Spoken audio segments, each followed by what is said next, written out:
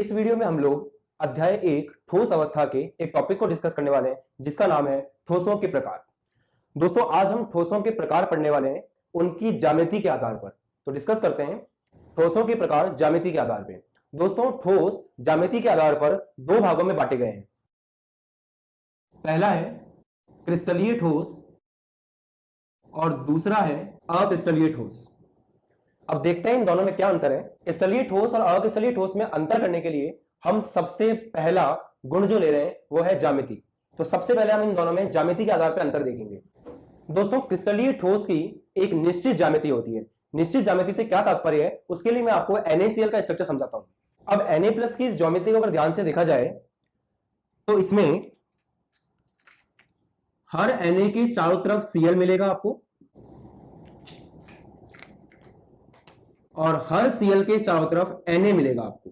इसका मतलब NaCl की संरचना ऐसे है कि हर Na के चारों तरफ Cl है और हर Cl के चारों तरफ Na है। इसको बोलते हैं दोस्तों निश्चित ज्यामिति। तो आपकी क्रिस्टलीय ठोस की ज्यामिति जो है वो निश्चित एवं अभिलाक्षणिक होती है।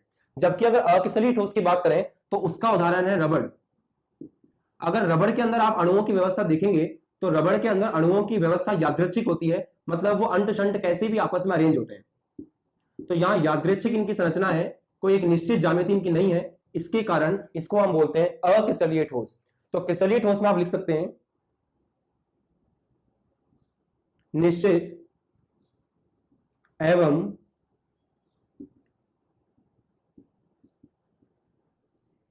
अभिलाक्षणिक ज्यामिति, जबकि अक्रिस्टलीय ठोस में आप लिख सकते हैं अनिश्चित ज्यामिति। ठीक है। अब हम दूसरा गुण ले रहे हैं जो कि है गलनांक एवं क्वथनांक। दोस्तों क्रिस्टलीय ठोस जो होते हैं इनका गलनांक एवं क्वथनांक एकदम निश्चित होता है। ये एक निश्चित ताप पर उबलते हैं और एक निश्चित ताप पर पिघलते हैं। तो क्रिस्टलीय ठोस के लिए हम लिख सकते हैं निश्चित गलनांक एवं क्वथनांक। जबकि दोस्तों ये जो रबड़ है जो कि अक्रिस्टलीय ठोस का उदाहरण है, इसका एक निश्चित गलनांक या क्वथनांक नहीं होता है। ये एक तापमान की रेंज होती है, मतलब इस तापमान से लेकर इस तापमान के बीच में ये धीरे धीरे नरम पड़ते हैं। तो आपने टायर को जलते हुए देखा होगा, जब टायर जलता है उसका कुछ हिस्सा जलना आरंभ कर देता है, कुछ हिस्सा पिघल रहा होता है और कुछ हिस्सा ठोस के रूप में रहता है। तो जैसे रबड़ एक निश्चित तापमान पे कभी भी ना तो गलता है ना पिघलता है, बिल्कुल वैसे ही अक्रिस्टलीय ठोसों का कोई भी निश्चित गलनांक या क्वथनांक नहीं होता है। एक तापमान की रेंज होती है, परास होती है, जिस पर ये धीरे धीरे नरम पड़ते हैं। तो हम लिख देते हैं अनिश्चित गलनांक का क्वथनांक एवं तापमान के एक परास में, परास मतलब होता है रेंज, तो तापमान के एक परास में धीरे धीरे नरम पड़ते हैं, ऐसा हम इनके लिए कह सकते हैं। तो यहां पे आप देखते हैं निश्चित गलनांक एवं क्वथनांक, और यहां पे गलनांक क्वथनांक निश्चित नहीं होता है, अनिश्चित होता है। एक तापमान का परास है और उस तापमान के परास में ये धीरे धीरे नरम पड़ते हैं। तो ये हमने दूसरे गुण के बेस पर अंतर किया जो कि था गलनांक एवं क्वथनांक। अब तीसरा हम ले रहे हैं विदलन गुण।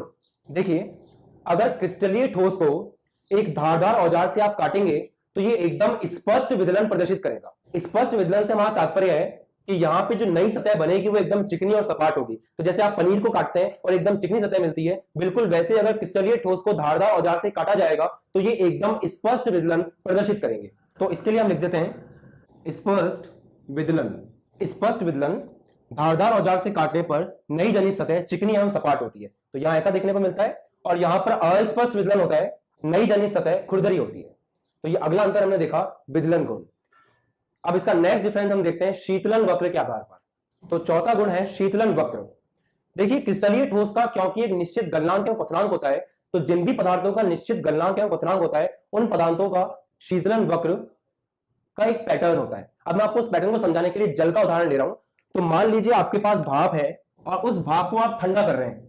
तो ये इस तरफ y अक्ष पर मैंने तापमान लिया है और t अक्ष पर समय है, और समय के साथ साथ मैं ठंडा कर रहा हूं, तापमान को कम कर रहा हूं। तो मान लेते हैं भाप का तापमान 160 डिग्री सेंटीग्रेड है और उसको मैं ठंडा करना स्टार्ट कर रहा हूं। तो समय के साथ साथ भाप ठंडी होगी, 160 से 140 और ठंडा किया, 120 और ठंडा किया, 110, और एक समय आ गया जब भाप का तापमान हो गया 100 डिग्री सेंटीग्रेड। अब ये 100 डिग्री सेंटीग्रेड जब भाप का तापमान हो जाएगा तो दोस्तों अवस्था परिवर्तन आरंभ होगा। अब आपकी इस 100 डिग्री आने के बाद जो भाप है वो जल में बदलना आरंभ करेगी। जब भाप जल में बदलना आरंभ करेगी तो उस समय तापमान 100 डिग्री का 100 डिग्री बना रहेगा, जब तक कि सारी की सारी भाप जल में परिवर्तित नहीं हो जाती। मतलब अवस्था परिवर्तन पे तापमान नियत रहेगा। ये एक फैक्ट है, एक्सपेरिमेंटल फैक्ट है, क्योंकि यहां पे जो भी आप देखते हैं यहां पे गुप्त ऊष्मा का कॉन्सेप्ट होता है। मतलब 100 डिग्री सेंटीग्रेड के बाद तापमान तभी गिरना आरंभ होगा जब सारी की सारी भाप जल में बदल जाए। तो ये जो जगह है यहां पे होगा अवस्था परिवर्तन। अब 100 डिग्री हो चुका है, अवस्था पूरी तरह से परिवर्तित हो चुकी है, सारी भाप जल में बदल चुकी है। तो अब वापस से तापमान गिरना स्टार्ट होगा अगर आप अभी भी ठंडा कर रहे हैं तो तापमान फिर 90, 80, 70, 40, 10, मान लीजिए कम होते होते हो गया 0 डिग्री सेंटीग्रेड। अब 0 डिग्री सेंटीग्रेड पर आप जानते हैं कि जल बर्फ में बदलता है। तो ये 90 से लेकर 10 तक का ग्राफ मैं दिखाऊं तो अवस्था परिवर्तन हो गई थी, भाप से जल बन गया था, उसके बाद वापस से तापमान कम होते होते कहां पर आ गया, 0 पे आ गया। अब जब ये तापमान 0 पे आ चुका है तो अब इसके बाद एक नई अवस्था परिवर्तन आरंभ होगी जिसमें जल बदलेगा बर्फ में, मतलब द्रव बदलेगा ठोस में। तो अब जब तक सारा का सारा जल ठोस में परिवर्तित नहीं हो जाता तब तक तापमान कितना बना रहेगा, 0 डिग्री सेंटीग्रेड। तो यहां फिर से अवस्था परिवर्तन पे तापमान नियत हो जाएगा। दोस्तों कविता का सार यह है कि जब भी अवस्था परिवर्तन होती है तो तापमान नियत हो जाता है। ऐसा उल्टा करेंगे तो भी होगा। मान लीजिए आप बर्फ को गर्म कर रहे हैं तो बर्फ का तापमान -10 डिग्री सेंटीग्रेड है, बनना शुरू हुआ -9, -8, 0 हो गया। अब जब तक सारी बर्फ पानी में नहीं बदल जाती आप गर्म करते रहिए फिर भी तापमान नहीं बढ़ेगा। अब सारी बर्फ जल में बदल चुकी है, अब तापमान बढ़ना शुरू होगा और तापमान बढ़ते बढ़ते 100 डिग्री पर आके फिर कांस्टेंट हो जाएगा, क्योंकि अब जल किसमें बदलेगा, भाप में। तो जब तक सारा जल भाप में नहीं बदल जाता तब तक तापमान 100 डिग्री सेंटीग्रेड बना रहेगा। तो इस समय आपको याद रखना है कि जब जब अवस्था परिवर्तन होगी तो तापमान नियत हो जाएगा। इसके बाद अगर अवस्था परिवर्तन हो जाए तो फिर वापस तापमान गिरना शुरू कर देगा। तो जल जैसे पदार्थों में जिनका निश्चित क्वथनांक है, जिनका निश्चित गलनांक है, उनके लिए इस तरह का आपको शीतलन वक्र देखने को मिलता है। आप ठंडा कर रहे हैं और ठंडा करने पर ग्राफ बना रहे हैं तो यह आपका शीतलन वक्र एवं क्वथनांक नियत होता है। तो इस तरह के वक्र को हम कहते हैं, ये वक्र यहां पे ऐसा आया, फिर कांस्टेंट हो गया, फिर कम हुआ, फिर नियत हो गया, फिर ऐसे हो गया, तो ये वक्र कहलाता है असतत वक्र। तो अगर कोई आपसे पूछे कि क्रिस्टलीय ठोस के लिए किस तरह का वक्र बनता है तो आप बोलेंगे कि इनका शीतलन वक्र असतत होता है। इधर देखते हैं दोस्तों, अक्रिस्टलीय ठोस के अंदर आपने देखा था रबड़ का एग्जांपल, इनका कोई निश्चित गलनांक और कोई निश्चित क्वथनांक नहीं है। तो जब इनका आप शीतलन करेंगे तो आपको अवस्था परिवर्तन जैसी चीज एक परास में देखने को मिलेगी। ये उबलते भी एक परास में है, मान लीजिए 100 से 200 के बीच में उबल रहे हैं या 100 से 110 के बीच में उबल रहे हैं, तो यहाँ पे निश्चित तापमान नहीं है। और जहां निश्चित तापमान नहीं है वहां पर आपका वक्र में ये वाली स्थिति जहां पे वक्र नियत हो जाता है वो कभी नहीं आएगी। तो यहां पर अगर आप तापमान और समय के मध्य वक्र बनाएं तो वो वक्र सतत होगा और इस तरह का दिखेगा। तो इनका सतत वक्र होता है।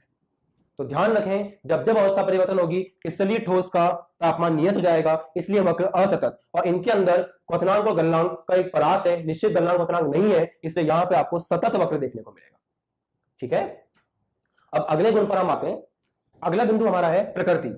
अब देखिए क्रिस्टलीय ठोस की एक निश्चित ज्यामिति होती है और दोस्तों जहां भी निश्चित ज्यामिति है वो ठोस एक वास्तविक ठोस है। और यहां पर यादृच्छिक ज्यामिति है, कोई भी कहीं भी जुड़ा हुआ है तो ये आपका कहलाता है आभासी ठोस। तो प्रकृति में हम लिख सकते हैं कि क्रिस्टलीय ठोस वास्तविक ठोस है एवं अक्रिस्टलीय ठोस जैसे कि रबड़ आभासी ठोस है। अगले अंतर का बिंदु हम ले रहे हैं कणों की व्यवस्था। देखिए दोस्तों, जब एक कारीगर दीवार बनाता है तो एक निश्चित क्रम में ईंटों को लगाता है और जब वो निश्चित क्रम में ईंटों को लगाता है तो उसमें एक लंबी दीवार खड़ी करने में आसानी होती है। अगर वही ईंटों का क्रम वो अनिश्चित कर दे और कहीं भी किसी भी ईंट को लगा दे तो उस दीवार की जो ऊंचाई वो ज्यादा लंबी नहीं हो पाएगी और उससे पहले वो दीवार गिर जाएगी। बिल्कुल वैसे ही क्रिस्टलीय ठोस के अंदर निश्चित ज्योमेट्री होती है तो उसकी व्यवस्था भी बहुत लंबी चलेगी और यहां पर अनिश्चित ज्योमेट्री है, उस कारण से इसकी व्यवस्था ज्यादा लंबे टाइम तक नहीं चल पाती है। तो ये जो है ये होता है दीर्घ परासी व्यवस्था, इसकी होती है दीर्घ परासी व्यवस्था और इसकी होती है लघु परासी व्यवस्था। ये ज्यादा दूर तक नहीं जा पाता है, मतलब इसमें जो अवयवी कण है उनका आपस में जुड़ के एक लंबी संरचना नहीं बन पाती है क्योंकि यहाँ पे अनिश्चित संरचना है, अनिश्चित ज्योमेट्री है और यहाँ पे निश्चित ज्योमेट्री है, इसलिए आप ये देखेंगे कि यहाँ पे व्यवस्था बहुत बड़ी होती है, लंबी व्यवस्था देखने को मिलती है। राइट, अब अगला बिंदु है दैशिकता के आधार पर इन दोनों में अंतर करना। दोस्तों दैशिकता के आधार पर क्रिस्टलीय ठोस विषम दैशिक होते हैं एवं अक्रिस्टलीय ठोस समदैशिक होते हैं। अब क्या इसका मतलब है ये हम स्टडी करते हैं। अब दोस्तों ये स्ट्रक्चर है NaCl का जो मैंने स्टार्टिंग के लेक्चर में आपको दिखाया था और ये रबर का स्ट्रक्चर है। अब देखिए अगर आप इस स्ट्रक्चर को यहां से देखते हैं और एक बार यहां से देखते हैं तो आपको अंतर दिखेगा। अगर आप इधर से देखेंगे तो आपको क्रमशः Na plus Cl minus Na plus Cl minus Cl minus Na plus Cl minus Na plus alternate दिखेंगे Na प्लस Cl माइनस। और अगर इधर से देखेंगे तो एक तरफ पूरे Cl आ गए, एक तरफ पूरे Na आ गए, मतलब अलग अलग दिशाओं से देखने पर अलग अलग लग रहा है, जो व्यवस्था है वो अलग अलग है। तो इसका मतलब यहां पे अलग अलग दिशाओं में व्यवस्था अलग अलग है, तो ये कहलाएगा विषम दैशिक। दोस्तों इससे क्या फर्क पड़ता है? इससे फर्क पड़ता है कि अलग अलग दिशाओं पर देखने पर अगर भौतिक गुणधर्म अलग अलग है तो फिर वो विषम दैशिक होता है। कौन से भौतिक गुणधर्म दिशाओं पर निर्भर करते हैं? तो उत्तर है अपवर्तनांक। आपने अध्याय 10 में पढ़ा होगा 10th क्लास में कि अपवर्तनांक जो है वो प्रकाश में जब अपवर्तन होता है तो वहां एक चीज आती है अपवर्तनांक। तो वो जो अपवर्तनांक है वो निर्भर करता है कि कितने एंगल पे आप देख रहे हैं, कितने कोण पर आप चेक कर रहे हैं। तो यहां पे अलग अलग दिशाओं में गुणधर्म अलग अलग है तो अपवर्तनांक भी अलग अलग होगा। व्यवस्था इस तरफ की और व्यवस्था इस तरफ की सेम नहीं है, तो यहां पे अलग अलग आपको गुण देखने को मिलेंगे। तो यदि भिन्न भिन्न दिशाओं में भौतिक गुणधर्म भिन्न भिन्न होते हैं तो उसको हम बोलते हैं विषम दैशिक। सही है। और यहां आप देखें तो इधर से आप देखें चाहे इधर से आप देखें, दोनों तरफ ही भीड़ है और दोस्तों भीड़ की कोई शक्ल नहीं होती। तो इसका मतलब इधर से भी सेम चीज, इधर से भी सेम चीज। ये बिल्कुल वैसा ही है कि सुबह आप प्रार्थना में हैं, प्रार्थना में 9th क्लास के बच्चे एक साथ खड़े हैं, 10th के एक साथ खड़े हैं, 11th के एक साथ खड़े हैं। तो आप इधर से देखेंगे तो आपको 9th क्लास के बच्चे दिखेंगे, आप इधर से देखेंगे तो आपको 10th के, आप इधर से देखेंगे तो आपको 11th के। बट अगर आप इंटरवल में जाकर देखें तो सब लोग एक साथ होंगे। तो वहां पे इधर से देखने पर भी आपको भीड़ दिखेगी मिक्स, इधर से देखने पर भी आपको भीड़ दिखेगी मिक्स। तो ये मतलब है समदैशिक का और ये मतलब है विषम दैशिक का। इनकी परिभाषा लिख लेते हैं। यदि भिन्न भिन्न दिशाओं में भौतिक गुणधर्म भिन्न भिन्न हो तो वो ठोस विषम दैशिक कहलाते हैं। आप अलग अलग दिशाओं में देखिए, आपको गुणधर्म भौतिक गुणधर्म अलग अलग मिलेंगे, मतलब वो विषम दैशिक ठोस है एवं गुण विषम दैशिकता कहलाता है। ठीक बात है। क्रिस्टलीय ठोस विषम दैशिकता प्रदर्शित करते हैं। आपने देखा कि क्रिस्टलीय ठोस के अंदर आप अलग अलग दिशाओं से देख रहे हैं तो आपको अलग अलग दिख रहा है, मतलब जो आपके क्रिस्टलीय ठोस हैं वो विषम दैशिकता प्रदर्शित करते हैं। अब समदैशिक में देखें तो यदि भिन्न भिन्न दिशाओं में गुण एक समान हो तो ठोस समदैशिक एवं गुण समदैशिकता कहलाता है। तो यहां पे अक्रिस्टलीय ठोसों में आप किन्हीं भी दिशा में देख लीजिए आपको एक जैसा अरेंजमेंट दिखता है, तो इसका मतलब ये समदैशिक ठोस हैं और गुण कहलाता है समदैशिकता। तो अक्रिस्टलीय ठोस समदैशिकता प्रदर्शित करते हैं। इसका नाम है क्रिस्टल जालक। दोस्तों क्रिस्टलीय ठोस की एक निश्चित एवं अभिलाक्षणिक ज्योमेट्री होती है। मैंने आपको एग्जांपल दिया था लास्ट लेक्चर में सोडियम क्लोराइड का, NaCl का। हर Na के चारों तरफ Cl था और हर Cl के चारों तरफ Na है। तो अगर आप ध्यान से देखें तो एक क्रिस्टल जालक की निश्चित एवं अभिलाक्षणिक ज्योमेट्री होती है। उस ज्योमेट्री में अणु हो सकता है, परमाणु हो सकता है, आयन हो सकता है, बट जो उसके संरचनात्मक कण है, अणु है, परमाणु है या आयन है, वो अपने आप को एक निश्चित पैटर्न में, निश्चित ज्योमेट्री में, त्रिविमा में अरेंज करते हैं। जैसा कि आप देख रहे हैं ये एक त्रिविमीय संरचना है और इस त्रिविमीय संरचना के अंदर अणु, परमाणु, आयन आपस में एक दूसरे से जुड़े हुए एक निश्चित पैटर्न में। दोस्तों इस निश्चित पैटर्न को हम लोग नाम देते हैं क्रिस्टल जालक का। तो क्रिस्टल जालक संरचनात्मक इकाइयों का त्रिविम के अंदर एक निश्चित पैटर्न होता है। इसकी परिभाषा को लिखते हैं। अब देखिए, क्रिस्टल संरचनात्मक इकाइयों, परमाणु, अणु अथवा आयन। तो एक क्रिस्टल का जो निर्माण होता है तो उसके निर्माण के लिए या तो परमाणु काम में आ सकता है, अणु काम में आ सकता है या फिर आयन काम में आ सकता है। तो क्रिस्टल संरचनात्मक इकाइयों मतलब जिनसे वो मिलकर बनाए, वो परमाणु हो सकता है, अणु हो सकता है, आयन हो सकता है, को नियमित व्यवस्था से एक निश्चित क्रम में जुड़ने से बनता है। तो अगर एक निश्चित क्रम में आप इनको जोड़ दें, एक नियमित व्यवस्था इनकी रखें, तो आपके क्रिस्टल का निर्माण होता है। राइट। अब हम डिफाइन करते हैं त्रिविम जालक को या क्रिस्टल जालक को। त्रिविम में, त्रिविम का होता है 3D में, 3 डायमेंशन में। त्रिविम में अनंत बिंदुओं, अणु, परमाणु अथवा आयन की नियमित व्यवस्था को क्रिस्टल जालक या त्रिविम जालक कहते हैं। मतलब ये अणु, परमाणु, आयन आपस में त्रिविमा के अंदर कैसे जुड़ रहे हैं और जुड़कर उनका जो पैटर्न है उस कंप्लीट पैटर्न को हम किसका नाम देते हैं? क्रिस्टल जालक का नाम देते हैं। जालक मतलब होता है जाल और इंग्लिश में इसको बोलते हैं crystal lattice. Crystal lattice. Right. जैसे फॉर एग्जांपल आप अपनी स्क्रीन पर देख सकते हैं कि यहां पर ये जो मैंने बना रखा है ये क्रिस्टल जालक है और इस क्रिस्टल जालक को आप ध्यान से देखेंगे तो इसके अंदर एक पैटर्न है और उस पैटर्न में सारे संरचनात्मक इकाइयां आपस में जुड़े हुए हैं और पूरे संपूर्ण जालक का निर्माण हो रखा है। ओके। खास बात क्या है त्रिविम जालक की? त्रिविम जालक का प्रत्येक बिंदु परमाणु या परमाणुओं के समूह को प्रदर्शित करता है। मतलब अगर आप त्रिविम जालक के किसी भी बिंदु पर जाके देखेंगे तो या तो आपको वहां पे परमाणु मिलेगा या परमाणुओं का समूह मिलेगा, क्योंकि क्रिस्टल उसी से मिलकर बना है। सेकंड, त्रिविम जालक का प्रत्येक बिंदु संपूर्ण जालक के अन्य बिंदुओं के बिल्कुल समान होता है। अर्थात अगर आप सोडियम क्लोराइड का क्रिस्टल देख रहे हैं तो वहां पे आपको सोडियम मिलेगा, क्लोरीन मिलेगा हर जगह पर। ऐसा नहीं है कि वहां पे कैल्शियम आ जाएगा बीच में। राइट। और कैल्शियम का देख रहे हो तो वहां पे सोडियम नहीं आएगा। मतलब क्रिस्टल जालक के प्रत्येक बिंदु पर जो भी परमाणु है, जो भी अणु है, वो अन्य बिंदुओं पर भी वही उपस्थित होगा, उसके अलावा कोई दूसरा नहीं होगा। ये तो बेसिक बात है, राइट। देखिए क्रिस्टल जालक में कभी कंफ्यूजन हो तो उसके लिए मैं एक हटके एग्जांपल ले रहा हूं। जैसे मान लीजिए एक दीवार है आपके पास, और वो दीवार ईंटों को एक निश्चित क्रम में जोड़कर बनाई गई है। तो ईंटों को निश्चित क्रम में जोड़कर ये जो पूरी आकृति बनी है, इस पूरी आकृति को आप बोल सकते हो क्रिस्टल जालक। मैं जस्ट समझने के लिए आपको इस तरह से बता रहा हूं। और इस क्रिस्टल जालक में इसकी जो संरचनात्मक इकाई है वो एक ईंट है। इस पूरी ईंट से मिलकर बना हुआ है। और अब आप किसी भी जगह जाके देखोगे तो या तो आपको ईंट मिलेगा या ईंटों का समूह मिलेगा। और यहां पर जिस प्रकार की ईंट है उसी प्रकार की ईंट यहां पर मिलेगी, उसी प्रकार की ईंट यहां पर मिलेगी, जो हमारा सेकंड पॉइंट है, राइट। तो इस एग्जांपल से आप थोड़ा रिलेट कर सकते हैं। अब गौर करने वाली बात है एक और, कि इस क्रिस्टल जालक का, अगर मैं इसका एग्जांपल लूं तो इस क्रिस्टल जालक का एक ऐसा हिस्सा है जिस हिस्से को बार बार रिपीट कर ये पूरा क्रिस्टल जालक बनाया गया है। और उस हिस्से को आप बड़ी आराम से पहचान सकते हैं। वो हिस्सा है एक छोटी सी ईंट। ईंट भी अपने आप में एक 3D हिस्सा है, त्रिविम हिस्सा है। और इस त्रिविम हिस्से को बार बार रिपीट करके आपने पूरी दीवार बना रखी है, राइट। बिल्कुल वैसे ही अगर एक क्रिस्टल जालक है, अगर एक क्रिस्टलीय ठोस है, तो उसके अंदर एक छोटा सा हिस्सा होगा जिस हिस्से को बार बार दोहराकर वो पूरी दीवार बनी हुई होगी। जैसे आप इस डायग्राम में देख सकते हैं कि इस डायग्राम में जो पूरा क्रिस्टल जालक है, उस पूरे क्रिस्टल जालक का वो छोटा सा हिस्सा जिसको जोड़कर ये पूरा क्रिस्टल जालक बना है, वो एक घन के रूप में, जो इस डायग्राम में शेडेड है, राइट, ये घन के रूप में हिस्सा है। तो ये जो हिस्सा है जिससे पूरा क्रिस्टल जालक मिलकर बना हुआ है, वो हिस्सा जिसको बार बार दोहराने पे पूरा क्रिस्टल जालक बन रहा है, उस हिस्से को हम नाम देते हैं इकाई सेल या एकक कोशिका, राइट। तो इकाई सेल या एकक कोशिका पूरे क्रिस्टल जालक का वह त्रिविम हिस्सा है जिस त्रिविम हिस्से को बार बार दोहराने पर पूरे क्रिस्टल जालक का निर्माण किया जा सकता है।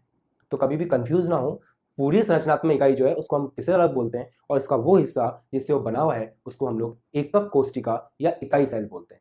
तो इसकी परिभाषा लिखते हैं अपन। तो जालक बिंदुओं का वह त्रिविम समूह जिसे बार बार दोहराने पर संपूर्ण क्रिस्टल जालक का निर्माण होता है, इकाई सेल अथवा एकक कोशिका कहलाती है। तो ये वो हिस्सा है, त्रिविम हिस्सा है, जिसको बार बार दोहरा के आपने क्रिस्टल जालक बनाया है, तो इस हिस्से को हम क्या नाम देते हैं, इकाई सेल। ओके, अब देखिए इकाई सेल एक ईंट के रूप में है, इस रूप में है। तो हम अलग अलग तरह की ईंट अगर लेंगे तो अलग अलग तरह की दीवार बनेगी। तो ईंटों की कितनी वैरायटी बन सकती है, ये किस बात पर डिपेंड करता है, वो डिपेंड करता है कि ईंट किस लंबाई की है, किस चौड़ाई की है और किस मोटाई की है, राइट। तो बिल्कुल वैसे ही यहाँ पे भी अलग अलग तरह की एकक कोशिकाओं से अलग अलग तरह के क्रिस्टल बनते हैं। तो एकक कोशिकाएं अलग अलग तरह की कैसे बनाई जा सकती हैं, उसके लिए हमको पढ़ना पड़ता है एकक कोशिका के पैरामीटर। तो हम अपना नेक्स्ट टॉपिक ले रहे हैं एकक कोशिका के पैरामीटर। तो देखते हैं। अब मान लीजिए ये आपकी एकक कोशिका है, ये आपकी वो ईंट है, इससे आप दीवार बनाने वाले हो। तो इस एकक कोशिका के पैरामीटर देखिए, सबसे पहले तो इसकी लंबाई एक्स अक्ष में, इसकी लंबाई वाई अक्ष में और इसकी लंबाई जेड अक्ष में। तो मान लेते ए है एक्स अक्ष में लंबाई, ये ए है आपका, बी है वाई अक्ष में लंबाई, ये बी है, सी है जेड अक्ष में लंबाई। तो एबीसी को अगर मैं चेंज करूं तो अलग अलग तरह की ईंट बन सकती है, मतलब अलग अलग तरह की एकक कोशिका बन सकती है। अगर ए बराबर बी बराबर सी रख दूं तो घनी एकक कोशिका बन जाएगी, राइट। तो एबीसी को परिवर्तित करके हम लोग अलग अलग तरह की ईंट बना सकते हैं। तो 3 पैरामीटर आपके पास आ गए, ए बी और सी, और इन 3 पैरामीटर को कहते हैं अक्षीय लंबाइयां। तो 3 पैरामीटर तो हो गए अक्षीय लंबाइयां। अब हम अक्षीय कोण की बात करेंगे। अब देखिए अक्षीय कोण में ऐसा है कि समझने के लिए आप थोड़ा ऐसे लेके चलें, ए को अल्फा से रिलेट करें, बी को बीटा से रिलेट करें और सी को गामा से रिलेट करें। तो ए व बी के मध्य कोण, अब देखें ए और बी में सी मिसिंग है और सी को मैंने गामा से रिलेट करने के लिए कहा है। तो इसका मतलब ए और बी के बीच का जो कोण है उसको हम नाम देंगे गामा। तो ए और बी के बीच का कोण कहलाएगा गामा। ऐसे ही बी व सी के मध्य कोण, तो बी और सी के बीच में ए मिसिंग है, बी और सी में ए मिसिंग है, और ए को मैंने किसके लिए कहा है, अल्फा के लिए। तो इसका मतलब बी और सी के बीच के कोण को नाम दिया जाएगा अल्फा। ऐसे ही अगर ए व सी के मध्य कोण लिखें तो ए और सी के मध्य कोण होगा, बी मिसिंग है ए और सी के बीच में, तो ये कोण हो जाएगा बीटा। ए और सी के बीच में बी मिसिंग है तो उस कोण को नाम दे देंगे बीटा। ये सिर्फ नाम करने के लिए हम लोगों ने इस तरह से लिंक किया है। बाकी आप याद रख सकते हैं कि ए और बी में सी मिसिंग है गामा कोण, बी और सी का कोण ए मिसिंग अल्फा, ए और सी का कोण बी मिसिंग बीटा। इस तरह से नाम दिया हुआ है। तो ये जो 3 कोण हैं, इन तीनों कोणों को बदल कर भी आप अपनी अलग अलग तरह की ईंट बना सकते हैं और उस अलग अलग तरह की ईंट से अलग अलग तरह की दीवार बनेगी। ईंट से मेरा मतलब है एकक कोष्टिका, दीवार से मेरा मतलब है क्रिस्टल जालक, राइट। तो ये कहलाते हैं अक्षीय कोण और ये भी हो गए 3। तो 3 + 3 टोटल कितने पैरामीटर हो गए? Answer is total 6 parameter. तो एकक कोष्टिका के टोटल 6 पैरामीटर होते हैं। 3 पैरामीटर है अक्षीय लंबाइयां ABC और 3 पैरामीटर है अक्षीय कोण अल्फा, बीटा एवं गामा, राइट। अब इस ABC और इस अल्फा, बीटा, गामा को चेंज कर करके कितने कितने प्रकार की एकक कोष्टिकाएं बन सकती हैं और उनके क्या क्या नाम हैं और उनसे बनने वाले क्रिस्टल जालक कौन कौन से हैं, इसकी एक छोटी सी टेबल है। उस टेबल को हम बनाते हैं ताकि ये कॉन्सेप्ट आपका और अच्छे से क्लियर हो। तो दोस्तों ये 7 1 2 3 4 5 6 7 ये 7 क्रिस्टल की एकक कोष्टिकाएं हैं।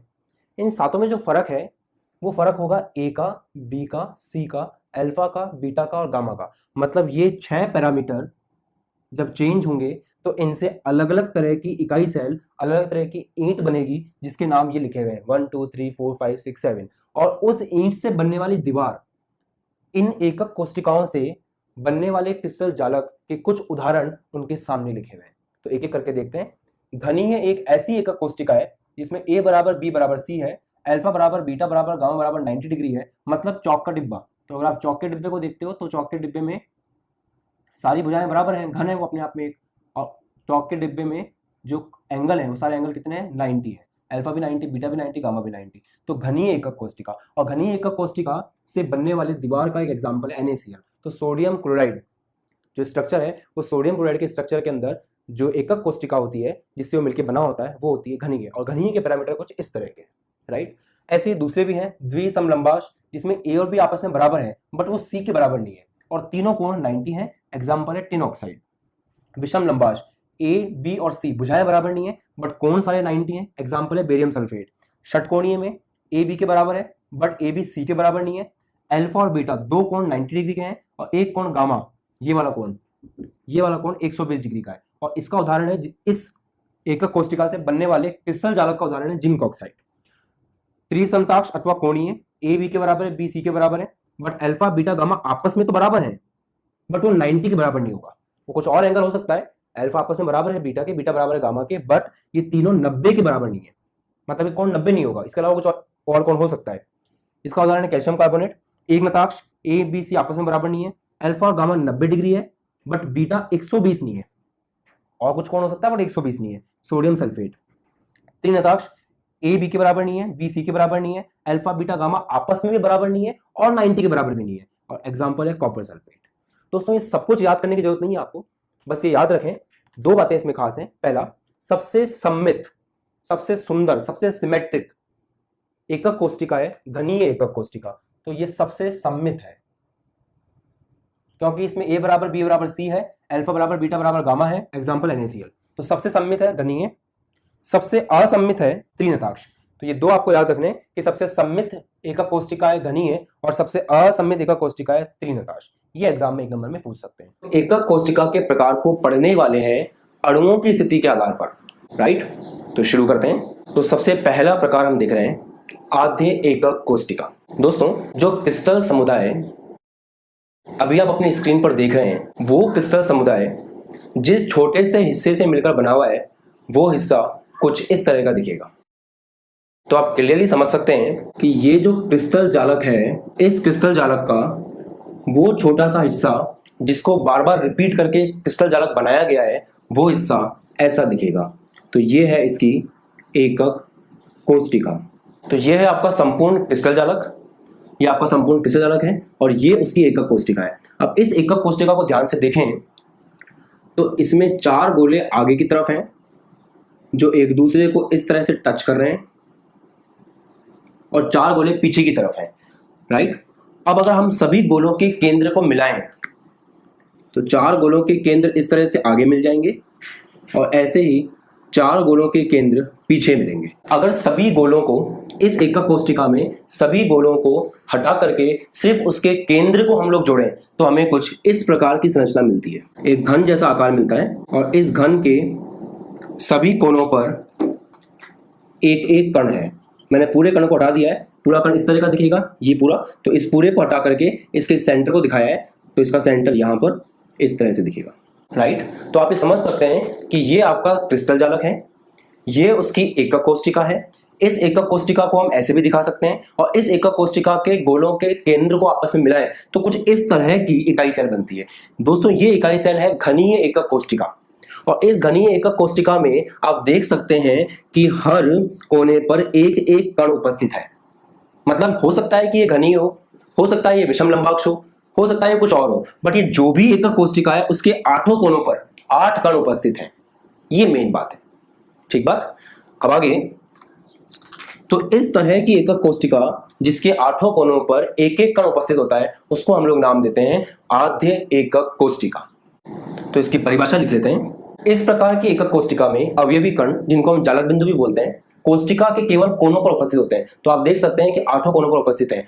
आद्य एकक कोष्टिका को सरल एकक कोष्टिका भी कहते हैं। मतलब इसका दूसरा नाम क्या है? सरल एकक कोष्टिका। इसलिए इंग्लिश में आ रहा है सिंपल क्यूबिक सेल या सिंपल यूनिट सेल। इसको आप यूनिट भी बोल सकते हो, यूनिट सेल परफेक्ट यूनिट होगा। मतलब ऐसा नहीं है कि आद्य एकक कोष्टिका सिर्फ घनीय के लिए डिफाइन है। आपने 7 क्रिस्टल समुदाय पढ़े थे, उन 7 क्रिस्टल समुदाय में किसी भी एकक कोष्टिका में अगर 8 कोनों पर कण उपस्थित है तो फिर उसका नाम हो जाएगा आद्य एकक कोष्टिका, ठीक है। अब हम आगे बात करते हैं। अब दूसरा है अंतः केंद्रीय एकक कोष्टिका।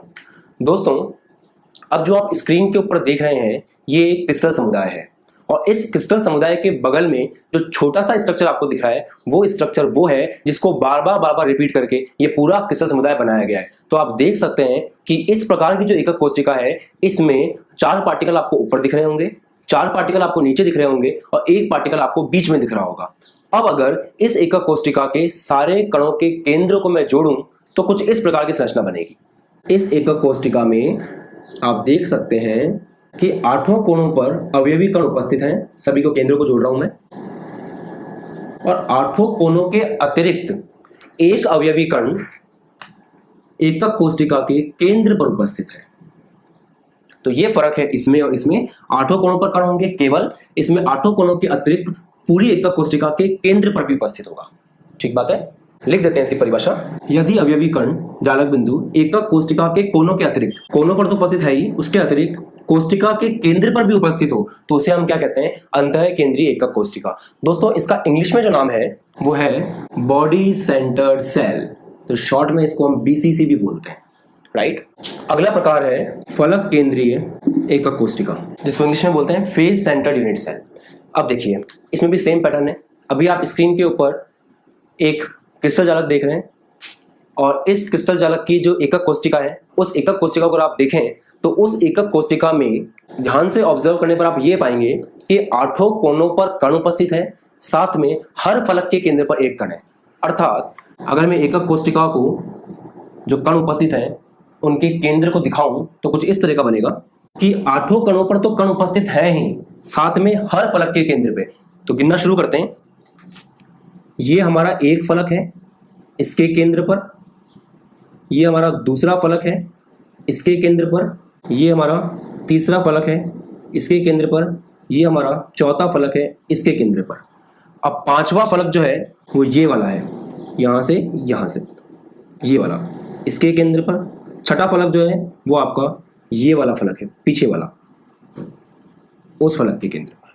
तो आप देख सकते हैं कि यहाँ पर 8 कोनों पर तो कण उपस्थित है ही, साथ में हर फलक के केंद्र पर भी कण उपस्थित है, और इसे हम कहते हैं फलक केंद्रीय एकक कोष्टिका, ठीक बात है। आप जैसे कि चौक का डिब्बा लेते हैं तो चौक के डिब्बे के 8 कोनों पर कण उपस्थित है, और चौक के डिब्बे के जो 6 फलक हैं जो हमारे कमरे के भी होते हैं 1 2 3 4 5 6, तो हर फलक के केंद्र पर कण उपस्थित है, और उसे हम क्या बोलते हैं? फलक केंद्रीय एकक कोष्टिका। डायग्राम में ये कुछ इस तरह का दिखता है, राइट।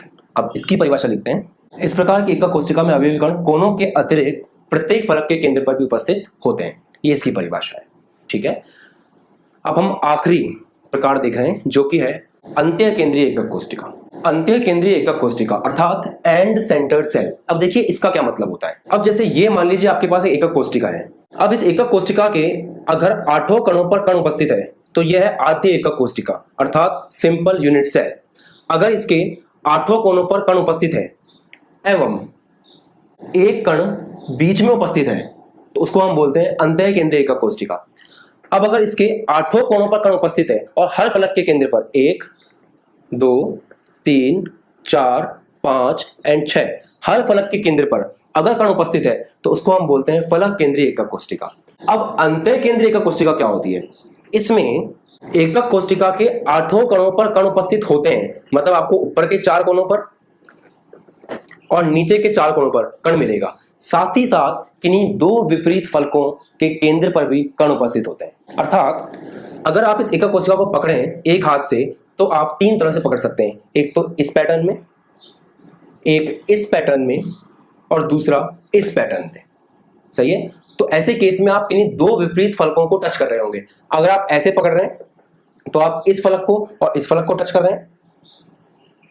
अगर आप ऐसे पकड़ते हैं तो इस फलक को और इस फलक को टच कर रहे हैं, और अगर आप ऐसे पकड़ते हैं तो सामने वाले फलक को और पीछे वाले फलक को टच कर रहे हैं। तो अंतः केंद्रीय एकक कोशिका में 8 कोणों पर कण उपस्थित होते हैं, साथ ही साथ किन्हीं 2 विपरीत फलकों के केंद्र पे। अर्थात अब देखिए इन तीनों में आप देख रहे हैं कि 8 कोणों पे कण उपस्थित है। अब साथ ही साथ किन्हीं 2 विपरीत फलकों के केंद्र पे। अर्थात अगर आप इस डब्बे को ऐसे पकड़ते हैं तो इन 2 फलकों को ले सकते हैं, यह भी अंतः केंद्रीय एकक कोशिका है। अगर इस डब्बे को आप ऐसे पकड़ते हैं तो आप इन 2 स्थितियों पर मान सकते हैं कण को, यह भी अंतः केंद्रीय एकक कोशिका है। और अगर आप ऐसे पकड़ते हैं तो फिर पीछे वाला फलक अर्थात ये फलक और आगे वाला फलक अर्थात ये फलक काम में आएगा। तो ये भी आपका अंतः केंद्रीय एकक कोशिका है। तो 8 कोणों पर कण उपस्थित होंगे, साथ में किन्हीं 2 विपरीत फलकों के केंद्र पर भी। ये होता है अंतः केंद्रीय एकक कोशिका। परिभाषा लिखते हैं, इस प्रकार की एकक कोशिका में अवयवी कण कोणों के अतिरिक्त किन्हीं 2 विपरीत फलकों के केंद्र पर भी उपस्थित होते हैं, और इसको हम बोलते हैं end centred unit cell, short form है इसकी ECC। राइट। अब दोस्तों इसके पहले वाले वीडियो में आपने 7 क्रिस्टल समुदाय पढ़े थे।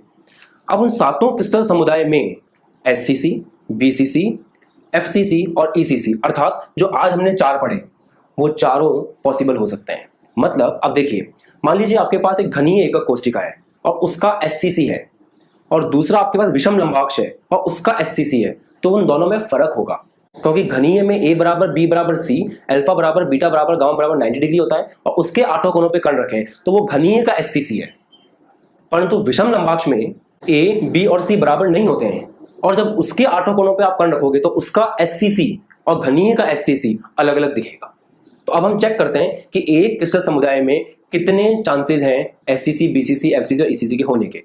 तो समझते हैं इस बात को। अब देखिए, ये आपके पास 7 क्रिस्टल समुदाय हैं, और इन 7 क्रिस्टल समुदायों के बारे में हमने इसके पहले वाली वीडियो में बात करी है। तो ये जो 7 क्रिस्टल समुदाय हैं इनमें फर्क होता है A, B, C, alpha, beta, gamma का। अगर आप ABC को बदलते हैं और अल्फा, बीटा, गामा को बदलते हैं तो फिर आप ये पाएंगे कि अलग अलग प्रकार के क्रिस्टल समुदाय बनते हैं। इसके पहले वाले वीडियो में हमने डिस्कस किया है कि उनमें क्या मतलब होता है उनका और क्या होते हैं पैरामीटर। अब घनीय क्रिस्टल समुदाय जो है उसमें हमें 3 प्रकार के त्रिविम जालक देखने को मिलते हैं। वो 3 कौन कौन से हैं? SCC, BCC और FCC। SCC मतलब फिर याद रखें 8 कोणों पर कण, BCC 8 कोणों पर कण साथ में केंद्र पर भी, और FCC 8 कोणों पर कण साथ ही हर फलक के केंद्र पर। तो घनीय में 3 संभव है, तो हम लिख देते हैं 3। द्विसम लंबाक्ष में सिर्फ 2 संभव है, एक तो SCC और एक BCC, तो यहां हम लिख देते हैं 2। दोस्तों आप ये ना सोचें कि घनीय का SCC और द्विसम लंबाक्ष का SCC सेम है, ये दोनों डिफरेंट है। क्यों? SCC पैटर्न का नाम है। SCC का मतलब है 8 कणों पर कण उपस्थित होंगे, बट ये कण किसके ऊपर उपस्थित है वो अलग अलग है। यहां पे घनीय और यहां पर द्विसम लंबाक्ष, मैं आपको इनके बारे में बताता हूं। घनीय में A बराबर B बराबर C होता है, अल्फा बराबर बीटा बराबर गामा बराबर 90 डिग्री होता है, बट इसमें A बराबर B तो होता है बट वो C के बराबर नहीं होता, और अल्फा बराबर बीटा बराबर गामा बराबर 90 डिग्री होता है। मतलब अगर इन दोनों के मैं संरचनाएं बनाऊं तो A बराबर B बराबर C, सारी भुजाएं बराबर, सारे एंगल 90, ये कुछ इस तरह का बनेगा। तो द्विसम लंबाक्ष में A और B आपस में बराबर है बट C बराबर नहीं है, तो वो कुछ इस तरह का दिखेगा। अब इसमें अगर आप 8 कोणों पे कण रखते हैं, एक पीछे यहाँ पर, तो ये द्विलंबाक्ष का SCC है, और अगर आप इस घनीय में 8 कोणों पर कण रखते हैं तो ये इसका SCC है। अब आप डायरेक्टली देख सकते हैं कि दोनों का पैटर्न तो सेम है, बट दोनों में दिखने में संरचना अलग अलग है। पैटर्न सेम होने का मतलब क्या है? दोनों में 8 कणों पर 8 कण उपस्थित है, दोनों में ही 8 कोनों पर 8 कण उपस्थित है। पर ये दोनों दिखने में सेम थोड़ी है, ये तो बिल्कुल वैसा ही है कि मान लीजिए आपकी स्कूल में आप सभी फ्रेंड्स जो हैं वो एक ही तरह के कपड़े पहनते हैं, मतलब कपड़ों का कलर एक होता है, बट क्या कपड़ों का साइज एक थोड़ी होता है, और सब पर कपड़े एक जैसे थोड़ी लगते हैं। तो मतलब आपके कपड़े और आपके फ्रेंड के कपड़े अलग अलग हैं, वो अलग अलग काउंट होंगे, बट हाँ उनका पैटर्न सेम है। बिल्कुल वैसे ही इसका एससीसी अलग गिना जाएगा, इसका एससीसी अलग गिना जाएगा, उन दोनों का पैटर्न सेम है बट वो दोनों एग्जैक्टली सेम नहीं है। मैं इसलिए इस बिंदु पर जोर दे रहा हूं क्योंकि ये बहुत खास है और बच्चों को यहीं पर कंफ्यूजन होता है। ऐसे ही एक नताक्ष में 4 पॉसिबल हैं और ये 4 तो यहाँ काउंटिंग हो जाएगी 4। षटकोणीय में सिर्फ एससीसी संभव है, एक नताक्ष में एससीसी और ईसीसी, त्रिसमताक्ष में एससीसी और त्रिनताक्ष में एससीसी। तो अब अगर इनको गिने तो ये टोटल है 14, आप गिन सकते हैं, टोटल है 14 और ये 14 कहलाते हैं ब्रेवे जालक। ठीक बात है। तो अब हम ब्रेवे जालक की परिभाषा लिख लेते हैं। ब्रेवे जालक, फ्रांस के गणितज्ञ ब्रेवे ने 1848 में बताया कि 7 क्रिस्टल समुदायों को, दोस्तों ये हैं वो 7 क्रिस्टल समुदाय, को उनकी एकक कोष्टिका में कणों की व्यवस्था के आधार पर, तो इनकी जो एकक कोष्टिका है उसमें कणों की व्यवस्था मतलब एससीसी है, बीसीसी है, एफसीसी है, तो कणों की व्यवस्था के आधार पर 14 विभिन्न प्रकार के, ये आपने देखे 14, तो 14 विभिन्न प्रकार के त्रिविम जालकों में बांटा जा सकता है और इन्हें हम क्या कहते हैं, ब्रेवे जालक। ठीक बात है। अब आने वाले वीडियोस में हम लोग बात करेंगे कि एकक कोष्टिका के कोने पर उपस्थित जो कण है या उसके केंद्र पर उपस्थित जो कण है या जो फलक के केंद्र पर उपस्थित है, क्या वो पूरी तरह से एकक कोष्टिका के अंदर है या उसका कुछ हिस्सा एकक कोशिका के अंदर है। हल्का सा मैं आपको आने वाले वीडियो का हिंट देता हूं। जैसे अगर आप सोचें कि यहां पर ये जो कण है ये कोने पर उपस्थित है, क्या ये पूरी तरह से इस एकक कोशिका के अंदर है, तो आप डायरेक्टली देख के बता सकते हैं कि सर यहाँ पर ये पूरी तरह से इस एकक कोशिका के अंदर नहीं है, इसका कुछ हिस्सा बाहर है। तो हम यही पता लगाएंगे कि इसका कितना हिस्सा एकक कोशिका के अंदर है और कितना हिस्सा एकक कोशिका के। दोस्तों हम लोग जब एकक कोशिका पढ़ रहे थे तो हमने देखा था कि अगर 8 कोनों पर 8 अवयवी कण उपस्थित हैं तो वो 8 के 8 उस एकक कोशिका में नहीं है। अर्थात इसे मान लीजिए ये एकक कोशिका है और इस एकक कोशिका के 8 कोनों पर कण उपस्थित हैं, तो हम ये डायरेक्टली समझ सकते हैं कि ये जो कण कोने पर उपस्थित है ये पूरी तरह से इस एकक कोशिका के अंदर नहीं है। अर्थात इसका कुछ हिस्सा इधर वाली एकक कोशिका में, कुछ हिस्सा इधर वाली एकक कोशिका में सहभाजित है। ये जो डायग्राम आप स्क्रीन पर देख रहे हैं, इस डायग्राम में इस एकक कोशिका के ऊपर, आगे, पीछे और नीचे चारों तरफ जो भी और एकक कोशिका है उनको दर्शाया गया है और आप डायरेक्टली देख के समझ सकते हैं कि ये जो कोने का कण है, इस डायग्राम में जो कोने का कण है उस कण को अगर आप समझें तो वो पूरी तरह से एक एकक कोशिका में नहीं है। अर्थात दीर्घ क्रिस्टलीय संरचना में प्रत्येक एकक कोशिका के अवयवी कण अपने चारों ओर उपस्थित अन्य एकक कोशिकाओं से भी संबंधित होते हैं। जैसे इस कण की बात करें आप तो ये कण भी अपने आगे पीछे की जो एकक कोशिकाएं हैं उनसे सहभाजित है। अर्थात एक अवयवी कण एक से अधिक एकक कोशिकाओं में सहभाजित रहता है। मतलब एक जो कण है वो ऐसा नहीं है कि पूरी तरह से एक ही एकक कोशिका में होगा, वो अपने आसपास की एकक कोशिकाओं में भी डिवाइड होता है, अपने आसपास की एकक कोशिकाओं में भी शेयर होता है। अब दोस्तों हमको यही पता लगाना है कि वो शेयर कितना है। शुरू करेंगे उस कण से जो कण कोने पर उपस्थित है। आप डायरेक्टली समझ सकते हैं डायग्राम से जो आपकी स्क्रीन पर है कि जो कोने का कण है वो कण अपने आसपास 8 एकक कोशिकाओं से घिरा हुआ है। आप चेक कर सकते हैं कि ये जो कोने पर कण है, इस कोने के कण के ऊपर 4 एकक कोशिकाएं हैं जिनको मैंने 1 2 3 4 लिख रखा है और नीचे 4 एकक कोशिकाएं हैं जिनको हमने 5 6 7 8 लिख रखा है। मतलब ये जो कोने का कण है, ये कोने का कण अपने आसपास 8 एकक कोशिकाओं से सहभाजित होता है और उनकी नंबरिंग आपकी स्क्रीन पर जो आप इमेज देख रहे हैं उसमें डायरेक्टली कर रखी है। ठीक है, तो कोने के कण का ये जो कण है ये 8 एकक कोशिकाओं में सहभाजित है। तो दोस्तों एक एकक कोशिका में इसका भाग कितना हुआ, तो आंसर इज 1/8। राइट, इस बात को लिख लेते हैं। तो दोस्तों लैंग्वेज कुछ इस तरह की है कि एकक कोशिका के कोने पर उपस्थित कण, ये जो कण कोने पर उपस्थित है 8 एकक कोशिकाओं द्वारा सहभाजित होता है। मतलब ये जो कोने का कण है, ये कोने का कण अपने आसपास 8 एकक कोशिकाओं में शेयर होता है। तो एक एकक कोशिका में, अतः प्रत्येक एकक कोशिका में इसका कितना हिस्सा होगा, 1/8वां भाग संबंधित रहता है। तो आप याद रखेंगे कि अगर एक कण कोने का है तो उसका कितना हिस्सा एकक कोशिका में है, 1/8, बाकी हिस्सा बची हुई एकक कोशिकाओं में, और मिला जुला के वो कितने में शेयर हो रहा है, 8 एकक कोशिकाओं में शेयर हो रहा है। राइट, अब दोस्तों हम समझते हैं कि अगर एक अवयवी कण फलक के केंद्र पर उपस्थित है तो वो कितनी एकक कोशिकाओं से सहभाजित होगा। तो देखिए, अब ये समझाने के लिए मैं इस एकक कोष्टिका के जस्ट पड़ोस में एक और एकक कोष्टिका बनाता हूँ। ये इसके जस्ट पास में एक और एकक कोष्टिका है, तो ये एकक कोष्टिका है, इसके जस्ट पास में एक और एकक कोष्टिका। अब अगर कोई अवयवी कण यहां पर मतलब फलक के केंद्र पर स्थित है, तो इसका मतलब अगर अपन इसको दूसरे तरीके से समझें तो इसका मतलब आधा ये इस एकक कोष्टिका में है और इसका आधा हिस्सा पड़ोस वाली एकक कोष्टिका में है। समझ रहे हैं? तो ये जो हिस्सा है इसका आधा हिस्सा इस एकक कोष्टिका में है और आधा हिस्सा इस एकक कोष्टिका में है। मान लीजिए ये व्हाइट बोर्ड है और इस व्हाइट बोर्ड को आप अपने कमरे का एक फलक मान लीजिए। तो अगर इस फलक के इस व्हाइट बोर्ड के केंद्र पर आपने कोई कण रख रखा है तो वो आधा इस कमरे में होगा और आधा इसके पीछे वाले कमरे में होगा। जैसे ये जो कण है, ये मैंने बड़ा बनाया है कण को, एक्चुअली में ये छोटा है यहाँ पर ऐसे। तो ये जो कण है ये आधा इस कमरे में, आधा इस एकक कोष्टिका में और आधा पड़ोस वाली एकक कोष्टिका में। तो एक एकक कोष्टिका में इसका योगदान कितना हुआ? Answer is 1/2। तो अगर एक कण किसी फलक के केंद्र पर उपस्थित है तो वो 2 एकक कोष्टिकाओं में सहभाजित होता है और उसका एक एकक कोष्टिका में योगदान 1/2 होता है। अब आप चाहें तो इसको एक और डायग्राम समझ सकते हैं, जो डायग्राम आप स्क्रीन पर देख रहे हैं। इस डायग्राम के अंदर आप देख सकते हैं कि जो अवयवी कण है वो आधा एक एकक कोष्टिका में, आधा दूसरी एकक कोष्टिका में, अगर वो फलक के केंद्र पर उपस्थित है। इसको भी लिख लेते हैं। एकक कोष्टिका के फलक के केंद्र पर उपस्थित प्रत्येक अवयवी कण, तो ये जो एकक कोष्टिका है इसके ये जो फलक पर उपस्थित कण है 2 एकक कोष्टिकाओं द्वारा सहभाजित होता है। आप देख सकते हैं इधर एक एकक कोष्टिका से सहभाजित हो रहा है, उधर एक एकक कोष्टिका से सहभाजित हो रहा है। अर्थात प्रत्येक एकक कोष्टिका में इसका केवल 1/2 भाग संबंध रहता है। मतलब क्योंकि ये 2 में शेयर है तो इधर हिस्सा 1/2, उधर हिस्सा 1/2। ये हो गया फलक केंद्रीय की बात। अब दोस्तों तीसरा है, अगर कोई कण एकक कोष्टिका के केंद्र पर उपस्थित हो। जैसा आपने अंतः केंद्रीय एकक कोष्टिका में पढ़ा है कि जो अवयवी कण है वो 8 कोनों के अतिरिक्त पूरी एकक कोष्टिका के केंद्र पर भी उपस्थित होता है। तो अगर कोई कण इस एकक कोष्टिका के केंद्र पर, जैसे मान लीजिए यहां पर एक कण उपस्थित है, तो आप देख सकते हैं कि ये कण पूरी तरह से इस एकक कोष्टिका में है। मतलब इसका योगदान पूरी तरह से उसी एकक कोष्टिका में है। तो ये पूरी तरह से एक ही एकक कोष्टिका में उपस्थित होगा। तो अब यहाँ पे हम थोड़ा वाइंड अप कर लेते हैं। अगर कोई कण कोने का है तो उसका हिस्सा होता है 1/8।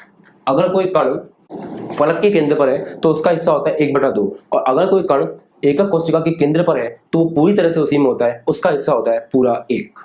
तो इस बात को भी लिखते हैं। एकक कोष्टिका के केंद्र पर उपस्थित अवयवी कण, तो अगर कोई अवयवी कण ये एकक कोष्टिका है इसके केंद्र पर उपस्थित है इस तरह से, तो वो किसी भी अन्य एकक कोष्टिका के साथ सहभाजित नहीं होता है। जैसा आप देख सकते हैं ये पूरी तरह से इसी एकक कोष्टिका में कहीं भी सहभाजित नहीं हो रहा है। अतः एकक कोष्टिका में इसके पूरे भाग का योगदान होता है। तो इसका योगदान कितना गिना जाएगा? 1। और फिर से एक बार रिवाइज कर लेते हैं। अगर कोई कोने में उपस्थित है तो वो 8 में शेयर होता है, आपने देखा था, और उसका हिस्सा कितना होता है? 1/8 एक एकक कोष्टिका में। और अगर कोई फलक के केंद्र पर है तो दोस्तों उसका हिस्सा एक एकक कोष्टिका में कितना होता है? 1/2। ये 3 तो हमने देख लिए। अब एक और है जो है, अगर वो एकक कोष्टिका की भुजा के केंद्र पर हो, यहां पर, इसको आप बोल सकते हैं कि उसकी रीमा के केंद्र पर या उसके भुजा के केंद्र पर बोल सकते हैं। तो अगर ये भुजा के केंद्र पर है तो फिर ये 4 एकक कोष्टिकाओं में सहभाजित होगा। जैसा आप स्क्रीन पर डायग्राम देख रहे हैं, इस डायग्राम के अंदर जिस कण की बात हो रही है वो कण रीमा के केंद्र पर उपस्थित है और आप देख सकते हैं कि ये 4 एकक कोष्टिकाओं में सहभाजित हो रहा है। तो इसका एक एकक कोष्टिका में, अर्थात इस एकक कोष्टिका में योगदान होगा 1/4। सही है? तो आपको बस मॉडल याद रखना है कि अगर कोने पर उपस्थित है तो योगदान होगा 1/8, अगर फलक के केंद्र पर है तो 1/2, अगर पूरी तरह से अंदर है तो 1 और अगर वीमा के केंद्र पर है तो 1/4। अब दोस्तों इसका प्रयोग करते हुए हम SCC, BCC और FCC के लिए नेट कणों की संख्या का आकलन करेंगे। तो शुरू करते हैं। अब दोस्तों हम लोग इस टेबल को पढ़ने वाले हैं। इस टेबल में सबसे पहले एकक कोष्टिका है। तो आप लोग इसके पहले वाले वीडियो में पढ़ चुके हैं कि 4 मुख्य एकक कोष्टिका होती हैं। हम उनके बारे में बात करते हैं। तो पहली एकक कोष्टिका थी आद्य एकक कोष्टिका। आद्य एकक कोष्टिका, जिसको हम लोगों ने शॉर्ट में कहा था SCC। ये पहली एकक कोष्टिका थी और इस एकक कोष्टिका बारे में आपको याद होगा कि 8 कोनों पर अगर कण उपस्थित है तो वो कहलाता है SCC। मीन्स वो कुछ इस तरह का दिखेगा कि अगर ये आपकी एकक कोष्टिका है तो 8 कोनों पर कण उपस्थित होंगे, इधर भी 4 कण ऊपर उपस्थित हैं और 4 कण नीचे उपस्थित है। अब दोस्तों अगर कुल अवयवी कण गिने जाएं तो इस SCC में कुल अवयवी कण है 4 ऊपर और 4 नीचे। तो यहां पे कुल अवयवी कणों की संख्या है 8। परंतु अभी हमने पढ़ा कि अगर कोई कण कोने पर उपस्थित है तो वो पूरा का पूरा उस एकक कोशिका में नहीं होता है। और उसका कितना हिस्सा एकक कोशिका में होता है? तो एक कण का 1/8वां हिस्सा एकक कोशिका में होता है। सही बात है। तो अगर हम कणों का एकक कोशिका में योगदान निकालें तो ऐसे 8 कण हैं जो कोने पर उपस्थित है। तो 8 गुणा एक कण का योगदान है 1/8, तो 8 कणों का योगदान कितना होगा? 8 × 1/8। और इस तरह से जो प्रभावी कण है वो निकल के आते हैं 1। इसका मतलब दिखने में तो आपको SCC के अंदर 8 कण दिख रहे हैं, पर क्योंकि एक कण का योगदान 1/8 है तो 8 कणों का मिला के हो गया 8 × 1/8 और प्रभावी कणों की संख्या आ गई 1। ठीक बात है। अब हम दूसरे वाले की बात करते हैं। तो दूसरा है अंतः केंद्रीय एकक कोशिका, जिसको हम बोलते हैं BCC। उसमें क्या होता है? 8 कणों पर कण उपस्थित होते हैं, साथ ही साथ एक कण पूरे एकक कोशिका के केंद्र पर उपस्थित होता है। मतलब कुछ इस तरह का। दोस्तों अगर आपने इससे पहले का वीडियो नहीं देखा है तो एक बार प्लीज देख लें ताकि इसके कॉन्सेप्ट आपको अच्छे समझ में आए। BCC में 8 कोणों पर तो कण होता ही है, साथ ही साथ एक कण पूरी एकक कोशिका के केंद्र पर उपस्थित होता है, कुछ इस तरह से। तो अगर आप कुल अवयवी कणों की संख्या देखी जाए तो जो कण कोने पर है वो है 8 और जो कण केंद्र पर है वो है 1। आप देख सकते हैं कि 8 कण कोने पर उपस्थित हैं, ये कोने वाले कण हैं, और एक कण केंद्र पर उपस्थित है। तो कोने वाले कण है 8, केंद्र वाला कण है 1। अब अगर प्रभावी देखा जाए तो जो कोने के कण है उनका योगदान होगा 1/8। वही पुरानी बात, अगर कोई कोने पर उपस्थित है तो उसका योगदान कितना है? 1/8। और जो कण केंद्र पर उपस्थित है वो पूरा का पूरा उसी के अंदर है। अभी हमने पढ़ा था कि अगर कोई अंदर है, बीच में उपस्थित है, तो पूरा का पूरा एक ही एकक कोशिका में, तो उसका योगदान कितना है? पूरा 1। तो यहां पर ये सॉल्व करेंगे तो आएगा 1, इधर से इस कण का योगदान पूरा 1 है, तो ऐसे मिला करके आपका उत्तर हो जाता है 2। इसका मतलब BCC में प्रभावी कणों की संख्या है 2। 8 कोनों के कारण प्रभावी आ रहा है 1 और केंद्र के कारण प्रभावी आ रहा है अगेन 1, और 1 + 1 हो गया 2। अब निकालते हैं हम FCC के लिए फलक केंद्रीय एकक कोशिका FCC। इसमें क्या होता है दोस्तों? 8 कोनों पर तो कण उपस्थित होते ही हैं, तो 4 ऊपर 4 नीचे, और साथ ही साथ हर फलक के केंद्र पर एक कण उपस्थित होता है। तो हर फलक के केंद्र पर करते हैं हम एक कण। तो ये एक फलक है, इसके केंद्र पर, ऊपर एक फलक है उसके केंद्र पर, ये नीचे एक फलक है इसके केंद्र पर, इधर फलक है इसके केंद्र पर, ये आगे वाला फलक इसके केंद्र पर, ये आगे वाले के लिए ना, और ये जो है ये पीछे वाला फलक है इसके केंद्र पर। तो इस तरह से फलक केंद्रीय एकक कोशिका में जो आप देखते हैं कमरे के 6 फलक होते हैं, तो हर फलक के केंद्र पर एक कण उपस्थित है। अब यहां पर अगर हम कुल अवयवी कण लिखें तो जो कोने के कण हैं वो हो गए 8, क्योंकि 8 कोनों पर कण उपस्थित हैं। साथ में फलक के केंद्र पर, तो जो फलक के केंद्र पर उपस्थित हैं वो कणों की संख्या है 6, क्योंकि फलक के केंद्र पर 6 कण उपस्थित हैं। एक घन के अंदर या एक एकक कोशिका के अंदर 6 फलक होते हैं, तो कितने कण उपस्थित हो गए? 6 कण उपस्थित हो गए। अब योगदान की बात करें तो जो कण कोने पर है उसका योगदान 8 × 1/8 = 1। ऐसा क्यों? क्योंकि जो कोने पे होता है वो अगर एक हिस्सा उसका देखते हैं तो 1/8वां हिस्सा अंदर होता है, इसलिए 8 × 1/8 = 1। फलक के केंद्र पर हमने पढ़ा था दोस्तों अभी कि अगर कोई कण फलक के केंद्र पर उपस्थित है तो वो आधा इस कमरे में होता है, आधा पड़ोस वाले कमरे में होता है। मतलब फलक के केंद्र वाले का योगदान होगा 1/2, और 6 लोग फलक के केंद्र पर उपस्थित हैं तो 6 × 1/2, और वैल्यू आ गई 3। अब इन दोनों को जोड़ेंगे तो आपके पास जो उत्तर आ रहा है वो आ रहा है 4। इसका मतलब प्रभावी कण जो उपस्थित हैं फलक केंद्रीय एकक कोशिका में वो है 4। 8 × 1/8 कोने के लिए और 6 × 1/2 फलक के लिए। ठीक बात है। अब हम बात करते हैं अंत्य केंद्रीय एकक कोशिका, जिसको हम बोलते हैं ECC, एंड सेंटर्ड सेल। दोस्तों अंत्य केंद्रीय एकक कोशिका में 8 कोनों पर कण उपस्थित होते हैं। तो ये 8 कोनों पर कण मिलेंगे आपको। साथ ही साथ किन्हीं 2 विपरीत फलकों के केंद्र पर भी कण उपस्थित होते हैं। तो कोई भी 2 विपरीत फलक ले लीजिए, मान लेते हैं इस वाली फलक पर और इस वाली फलक पर। ये हमने डिस्कस किया था लास्ट लेक्चर्स में कि अंतःकेंद्रीय एकक कोशिका में 8 कोनों पर कण होते हैं, साथ ही साथ किन्हीं 2 विपरीत फलकों के केंद्र पर कण होते हैं। तो यहां पर अगर हम लिखें तो कोने के कण हैं 8 और फलक के कण बात करें तो फलक के कण हैं 2, क्योंकि 8 कोनों पर कण उपस्थित हैं, साथ में किन्हीं 2 फलकों के केंद्र पर। अब देखिए पैटर्न कुछ ऐसा ही रहेगा। जो कण कोने पर उपस्थित है उनका एक का योगदान 1/8, तो 8 × 1/8 बराबर 1, ठीक है। और जो फलक के केंद्र पर उपस्थित है वो है 2, और फलक के केंद्र पर जो योगदान है वो होता है 1/2, तो 2 × 1/2 दैट इज 1, और इसको अगर जोड़ेंगे तो आ जाएगा 2। इसका मतलब दोस्तों यहां पर ईसीसी के अंदर जो प्रभावी कणों की संख्या है वो है 2, राइट।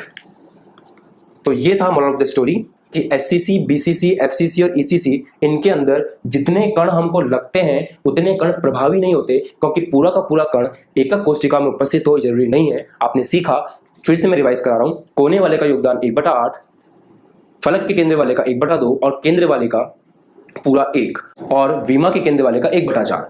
अब यहाँ पे हमने टेक्निक लगाई, और उस टेक्निक लगाकर हमने जो उनका नेट योगदान था उस योगदान को जब कैलकुलेट किया तो प्रभावी कणों की संख्या 1 आई, जबकि दिखने में अवयवी कण कितने थे? 8 थे। ऐसे ही यहाँ प्रभावी कणों की संख्या 2, यहाँ पर 4 और यहाँ पर वापस से 2, राइट। अब दोस्तों अगर आप सोचें तो एससीसी का जो हिस्सा है, अगर आप एससीसी को देखें तो एससीसी आपको कुछ इस तरह का दिखता है, बट इसमें जो हिस्सा एकक कोशिका के अंदर है अगर मैं केवल उसी हिस्से को दिखाऊं तो वो फिर कुछ इस तरह का दिखेगा। तो आप देख सकते हैं कि यहां पर अगर हम वो हिस्सा जो एकक कोशिका के बाहर है उसको काट दें तो वो कुछ इस तरह का दिखता है। और इसमें भी एक बात नोटिस करने की है कि आप ये देख सकते हैं कि पूरी तरह से एकक कोशिका अंदर से भरी हुई नहीं है, यहाँ पे कुछ ना कुछ रिक्त स्थान है। और दोस्तों आने वाले वीडियो में हमें यही कैलकुलेट करना है कि कितना हिस्सा एकक कोशिका का भरा हुआ है और कितना हिस्सा एकक कोशिका का खाली है, जिसे हम लोग कहते हैं संकुलन क्षमता, राइट। तो आप इस वीडियो को अच्छे से देखें, जहां भी कंफ्यूजन हो वहां पर पुराना वापस रिवाइज करें, वापस प्ले करें, फिर से समझें। बट ये वीडियो बहुत इंपॉर्टेंट है, क्योंकि आने वाले टाइम में जब आप कणों की संख्या के बारे में बात करेंगे तो आपको इस वीडियो में बताई गई बातों का अच्छे से ज्ञान होना आवश्यक है। दोस्तों आने वाले वीडियो में हम लोग संकुलन क्षमता का डेरिवेशन करेंगे तीनों के लिए, एससीसी के लिए, बीसीसी के लिए, एफसीसी के लिए। ईसीसी हमारे कोर्स में नहीं है, क्योंकि हमारे कोर्स में घनी एकक कोशिका, और घनी एकक कोशिका में ये केवल 3 ही संभव होते हैं, ये उसमें संभव नहीं। हमने जाना कि अगर एक कण कोने पर उपस्थित है तो उसका हिस्सा 1/8 होता है एक एकक कोशिका में। अगर कोई कण फलक के केंद्र पर उपस्थित है तो उसका एक एकक कोशिका में योगदान 1/2 होता है। अगर कोई पूरी तरह से केंद्र पर उपस्थित है तो वो पूरी तरह से उसी एकक कोशिका में होता है। फिर ये पढ़ने के बाद हम लोगों ने एससीसी, बीसीसी और एफसीसी के लिए प्रभावी कणों की संख्या निकाली। और आपको याद होगा इसके प्रीवियस लेक्चर में कि एससीसी में प्रभावी कणों की संख्या आई थी 1/8 × 8 बराबर 1, बीसीसी में 1/8 × 8 बराबर 1 और 1 केंद्र पर होता है तो टोटल 2, एफसीसी में 1/8 × 8 बराबर 1 और 6 फलक होते हैं, फलक के केंद्र पर योगदान होता है 1/2, तो 6 फलक के हिसाब से 3 और टोटल आ गया 4। तो इतने अवयवी कण होते हैं प्रभावी, एससीसी में 1, बीसीसी में 2 और एफसीसी में 4। इसका अध्ययन हमने किया था। दोस्तों अगर आप एक कण जिसका योगदान एकक कोशिका में है सिर्फ उतने हिस्से को दिखाएं और बाकी सबको काट दें तो एससीसी कुछ इस तरह का दिखता है। अब इस संरचना में आप साफ साफ देख सकते हैं कि एकक कोशिका के अंदर कुछ ना कुछ रिक्त स्थान है, अर्थात पूरी एकक कोशिका के आयतन को अवयवी कणों ने ढक नहीं रखा है। अब दोस्तों हमें यही पता लगाना है कि इस एकक कोशिका का कितना भाग खाली है और कितना भाग अवयवी कणों द्वारा ऑक्यूपाई कर लिया गया है, अर्थात भर दिया गया है। तो जितना हिस्सा उपस्थित एकक कोशिका के आयतन का अवयवी कण भर देते हैं उस हिस्से को हम बोलते हैं, उस परसेंटेज को हम बोलते हैं संकुलन क्षमता। तो क्रिस्टल जालक में अवयवी कण क्रिस्टल जालक के कुल आयतन का, कुल आयतन क्या है? जो एक एकक कोशिका का आयतन है। आप देख सकते हैं इस डायग्राम में पूरा का पूरा आयतन भरा हुआ नहीं है, और जो रिक्ति है, रिक्ति मतलब खाली स्थान, उसको मैंने यहाँ पे दिखा रखा है कि ये हिस्सा खाली है। तो हमें यही पता लगाना है कि कितना हिस्सा भरा हुआ है और कितना हिस्सा खाली है। तो परिभाषा देखते हैं, क्रिस्टल जालक में अवयवी कण क्रिस्टल जालक के कुल आयतन का जितना भाग घेरते हैं उसे हम कहते हैं क्रिस्टल जालक की संकुलन क्षमता। और इसका परिकलन हम करेंगे, उसके लिए पहले हम फॉर्मूला देखते हैं। मान लेते हैं कि आपका एग्जाम होता है और आपको 100 मार्क्स का पेपर मिलता है। तो अगर आपको एग्जाम में 100 मार्क्स का पेपर मिलता है और आप उसमें से 92 मार्क्स लेकर आते हैं।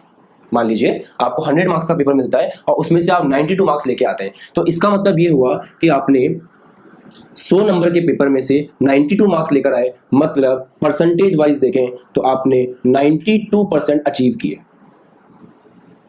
कैसे किया आपने? ये आपके हैं प्राप्तांक, ये आपके हैं कुल अंक मल्टीप्लाई बाय 100। अगर कोई बच्चा 70 नंबर लेके आता है तो 70 डिवाइड बाय 100 इंटू 100, ऐसे उसकी परसेंटेज निकलेगी और ये आ जाएगी 70%। तो अगर हमें ये पता लगाना होता है कि आपको दिए गए पेपर के अंदर आपने कितने मार्क्स या कितना परसेंट अचीव किया है, तो हम आपके द्वारा प्राप्त किए गए अंकों को कुल अंकों से भाग लगाकर 100 से गुणा कर देते हैं। बिल्कुल वैसे ही हमने अवयवी कणों को भरने के लिए पूरी एकक कोष्टिका दी है।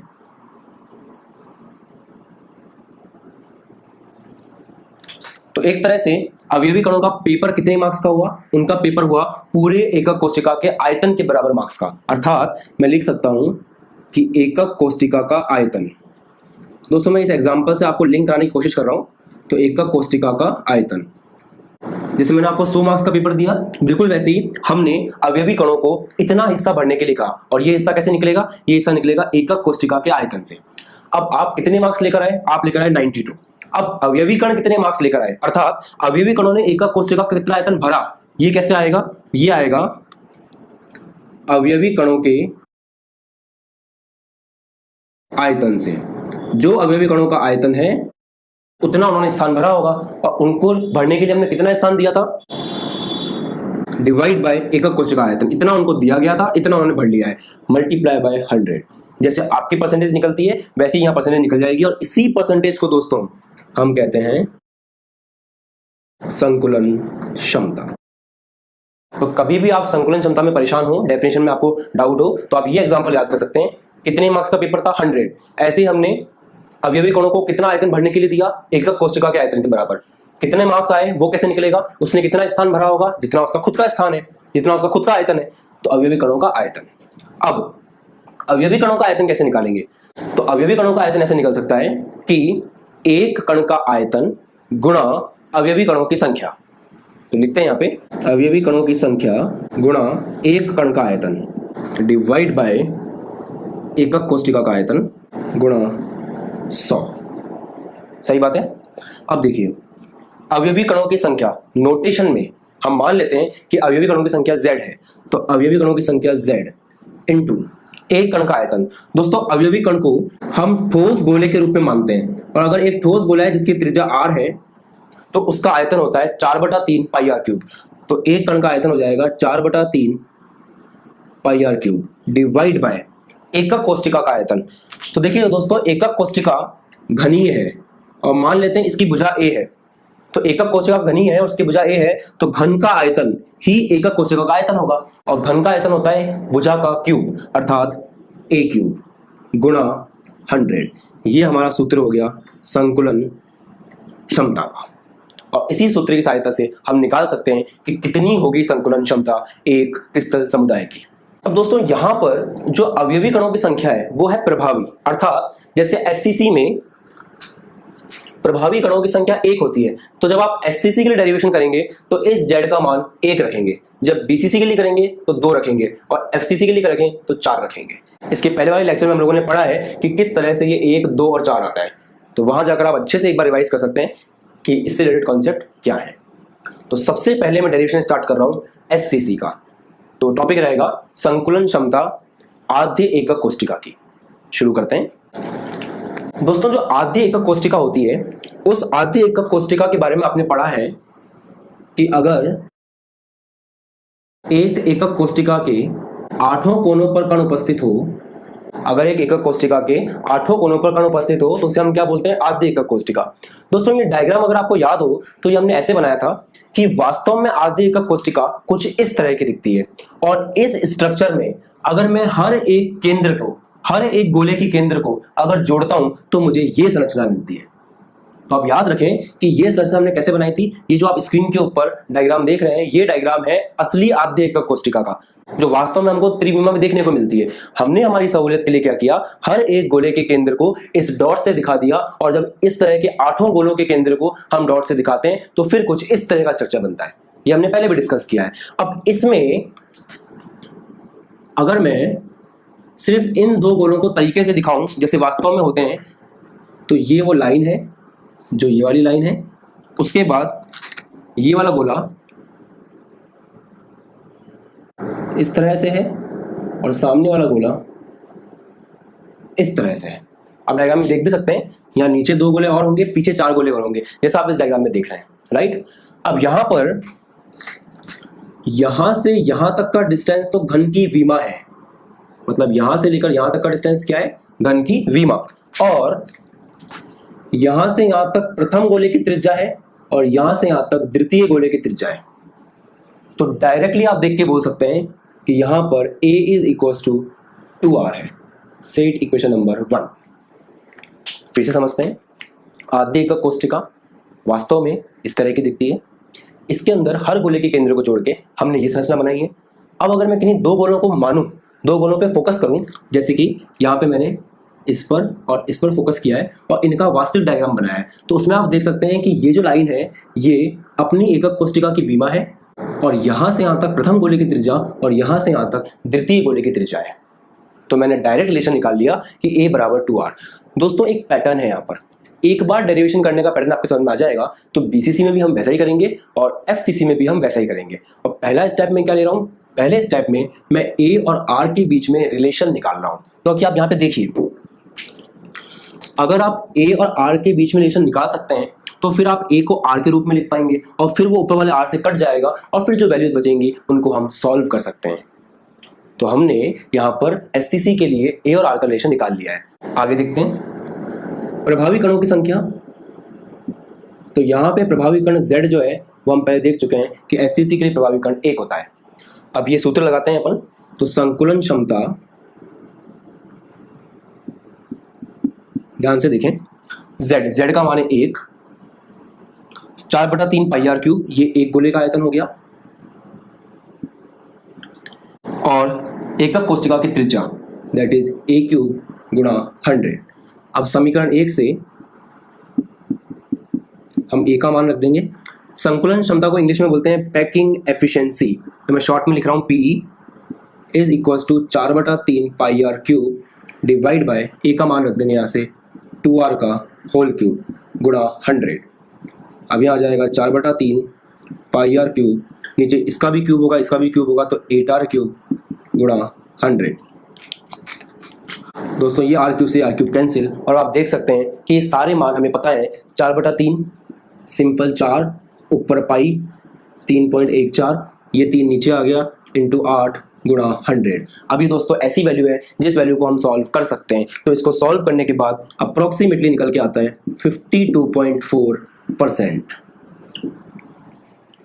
राइट।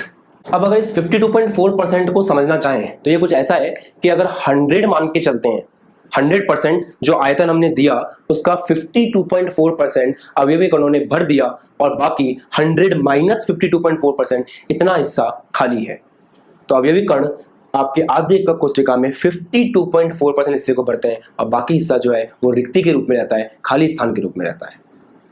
ओके अब दोस्तों हम डेरिवेशन करते हैं एफसीसी के लिए, फलक केंद्रीय एकक कोष्ठिका के लिए। दोस्तों फलक केंद्रीय एकक कोष्ठिका में 8 कोनों पर कण उपस्थित होते हैं, तो आपको 8 कोनों पर कण मिलेंगे और हर फलक के केंद्र पर भी कण उपस्थित होते हैं। तो इस फलक के केंद्र पर कण है, इस फलक के केंद्र पर, इधर, इधर, आगे वाले पर और पीछे वाले पर। अब इस डायग्राम में दोस्तों हम इस वाले फेस के बारे में बात करेंगे, इस वाले फलक के बारे में बात करेंगे। तो जैसे एससीसी का वास्तविक डायग्राम मैंने आपको दिखाया था, वैसे ही अगर एफसीसी का, ये कहलाता है फेस सेंटर्ड सेल, एफसीसी, अगर इसका भी हम वास्तविक डायग्राम देखें तो वो कुछ इस तरह का दिखेगा। अब इसमें आप देख सकते हैं, इस डायग्राम में आप देख सकते हैं कि अगर एक फलक को मैं अलग से दिखाऊं, तो ये मैंने एक फलक बनाया सिर्फ,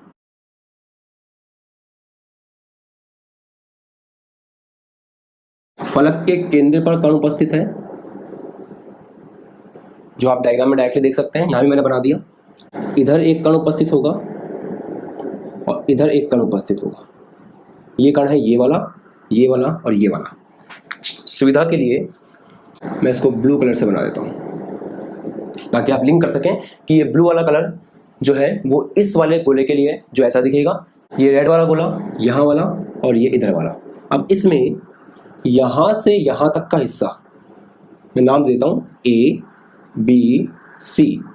तो B से लेके C तक का हिस्सा यहाँ देखें तो ये B है, ये C है और ये A है। तो B से लेके C तक का हिस्सा भुजा है एकक कोशिका की, अर्थात ये बराबर होगा विमा A के। A से लेकर C तक दोस्तों ये भी घन की विमा है, तो A से लेकर C तक भी होगा A। अब हमें ये पता लगाना है कि B से लेकर A तक कितना होगा, और ये 3 डायमेंशन डायग्राम है, ये एंगल इसमें 90 है। तो अब हम ट्राइंगल ABC को अगर चुनते हैं तो ट्राइंगल ABC में AB कर्ण है, तो कर्ण का स्क्वायर बराबर लंब है BC, BC का स्क्वायर प्लस आधार AC का स्क्वायर। तो आपका AB आ जाता है BC, ये है A, तो A स्क्वायर प्लस AC भी A है, A स्क्वायर, तो AB स्क्वायर हो गया आपका 2A स्क्वायर और AB आपका हो गया √2A। जब ये स्क्वायर अंडर रूट बनेगा तो ये हो जाएगा √2A स्क्वायर का हो जाएगा A। तो AB कितना आ गया आपका √2A। एक बात तो ये होती है। दूसरा, अगर इसको हम लिखना चाहें इन गोलों की त्रिज्या के रूप में, तो यहां से यहां तक एक गोले की त्रिज्या है, यहां से यहां तक ये बीच वाले गोले की त्रिज्या है, फिर ये वापस से इसी गोले की त्रिज्या, और यहां से यहां तक इस गोले की त्रिज्या है। और यही सेम चीज आप इस डायग्राम में भी देख सकते हैं। दोनों डायग्राम आप ध्यान से देखें ताकि आपको एक्चुअल में समझ में आए कि यहाँ पे हम ज्योमेट्री किस तरह से यूज कर रहे हैं। तो दोस्तों A से लेकर B तक एवं A से लेकर B तक अगर लिखें तो R plus R plus R plus R ये 4R के बराबर भी है। अब अगर विमा के टर्म में देखें तो AB है √2A, और अगर त्रिज्या के रूप में देखें तो AB है 4R, मतलब दोनों एक ही बात है। तो इन दोनों से हम बोल सकते हैं कि √2A is equals to 4R। अब यहां से देखें A बराबर 4/√2R, 4 को लिख देते हैं 2 × 2/√2R। अब 2 इस √2 से 2 कटेगा तो √2 हो जाएगा, तो ये हो गया 2√2R। तो दोस्तों हमने A और R के बीच का रिलेशन निकाल लिया 2√2R। करना यही होता है, हमें A और R के बीच का पहले रिलेशन निकालना होता है, जैसे हमने SCC में किया, ताकि यहाँ पर भी R³ है, फिर यहाँ पर भी R³ आ जाएगा, ये कट जाएगा और हमारे पास फाइनली एक ऐसी वैल्यू आएगी जिसको हम सॉल्व कर सकते हैं। तो दोस्तों यहाँ पे हमने ये ज्योमेट्री करके A और R के बीच का रिलेशन निकाल लिया है फलक केंद्रीय एकक कोशिका के लिए, जो कि आया है A बराबर 2√2R। अब ये सूत्र हम लगाएंगे, तो संकुलन क्षमता बराबर, देखिए Z का मान फलक केंद्र के लिए होता है 4। ये कैसे आता है मैं एक बार बताता हूँ आपको। 8 कोणों के लिए 8 × 1/8 बराबर 1। 6 फलक के केंद्र होते हैं, 1 का योगदान 1/2 दैट इज 3, और 3 + 1 कितना आ गया 4। ये प्रीवियस लेक्चर्स में किया है हमने। तो Z का मान हो गया 4, तो यहाँ पे Z की जगह आ जाएगा 4 गुणा 4/3 πr³, तो 4/3 πr³ डिवाइड बाय A का मान हम यहाँ रख देंगे, इधर से डायरेक्ट कर देता हूँ, A का मान रख देते हैं 2√2R का होल क्यूब। ये मान मैंने यहाँ से यहाँ पे रखा है इस जगह पर, राइट। अब दोस्तों यहाँ पे आगे सॉल्व करते हैं, और ये गुणा 100 भी होगा, तो क्योंकि हम यहाँ पे जो कर रहे हैं वो परसेंटेज कैलकुलेट कर रहे हैं, परसेंटेज संकुलन क्षमता। अब देखिए 4 × 4/3 πr³ नीचे ये 2√2 का अलग क्यूब हो जाएगा, R³ को अलग कर दिया गुणा 100। अब जब दोस्तों ये R³ से R³ कैंसिल हो जाएगा तो सब कुछ सॉल्व कर सकते हैं अपन। 4/3 पाई की वैल्यू 3.14, 2√2 का होल क्यूब इंटू 100, ये सारी वैल्यू सॉल्व हो सकती है क्योंकि R³ से R³ कैंसिल हो चुका है। तो इनको जब हम प्रॉपर सॉल्व करते हैं तो वैल्यू निकल के आती है 74%, राइट। अब आप चाहें तो इसको रिलेट भी कर सकते हैं। यहाँ पे प्रभावी अवयवी कणों की संख्या 4 है, SCC में प्रभावी कणों की संख्या 1 थी, इसलिए उसके द्वारा घेरे जाने वाला स्थान भी कम आया था 52.4%। यहाँ पे प्रभावी कणों की संख्या 4 है, तो इसके द्वारा घेरे गए आयतन का जो परसेंटेज है वो भी ज्यादा आया है 74%। मतलब 74% FCC के अवयवी कणों द्वारा आच्छादित किया जा चुका है, और 100 - 74 इतना हिस्सा जो है वो अभी भी खाली है, रिक्त है। बस यहाँ पे इस डेरिवेशन में जो हम कर रहे हैं वो ये है कि हम गोले की त्रिज्या R और एकक कोशिका की भुजा A के बीच में पहले संबंध निकालते हैं। वो संबंध आने के बाद हम प्रभावी कणों की संख्या निकालते हैं। फॉर्मूले के अंदर हम ए और आर का संबंध रखते हैं, आर से आर कट जाता है और फिर जो वैल्यू होती है वो डायरेक्टली न्यूमेरिकल होता है, उसको हम सॉल्व कर सकते हैं और सॉल्व करने के बाद हम अपने संकुलन क्षमता को प्राप्त करते हैं। तो हमने डिस्कस किया एससीसी और एफसीसी के संकुलन। हम लोगों ने आद्य एकक कोष्टिका के लिए संकुलन क्षमता का परिकलन किया है, जो कि आया था 52.4%।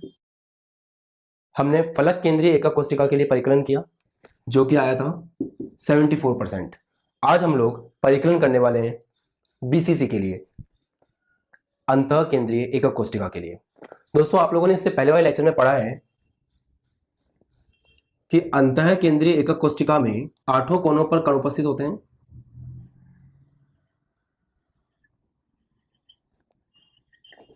तथा एक कण एकक कोष्टिका के केंद्र पर उपस्थित होता है।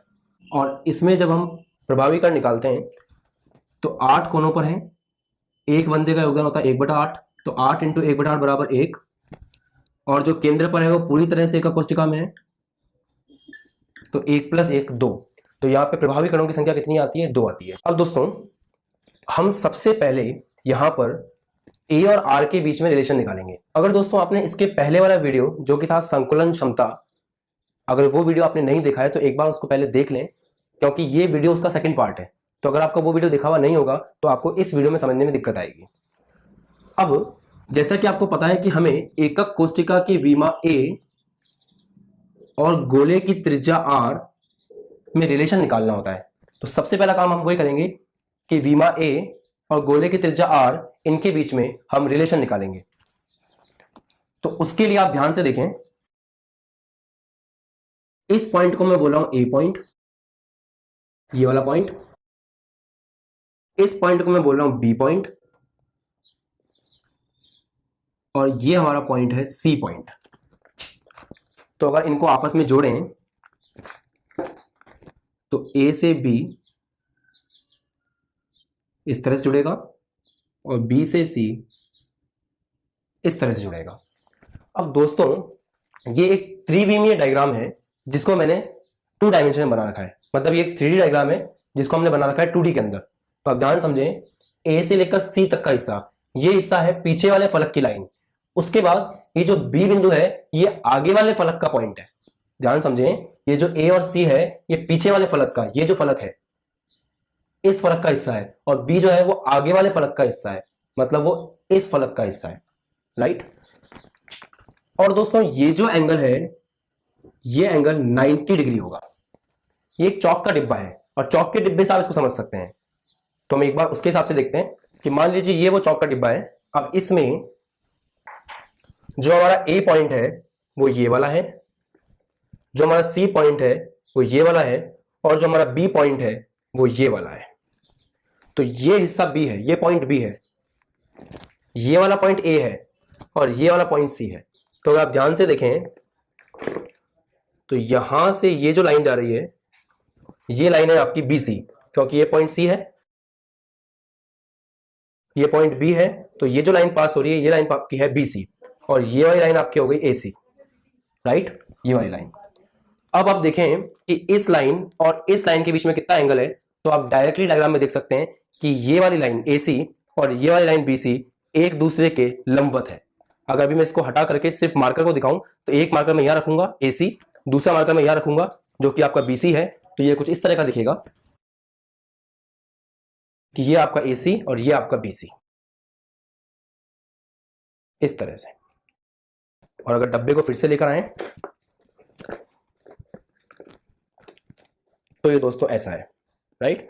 ये जो नीचे वाला मार्कर है, आई होप कि आपको समझ में आ रहा है, ये जो नीचे ब्लैक वाला मार्कर है ये हमारी लाइन दिखा रहा है बीसी, और ये जो रेड वाला मार्कर है लाइन दिखा रहा है हमारी एसी। और आप देख सकते हैं डायरेक्टली कि इन दोनों के बीच में ये जो एंगल है वो कितना है, 90 है, राइट।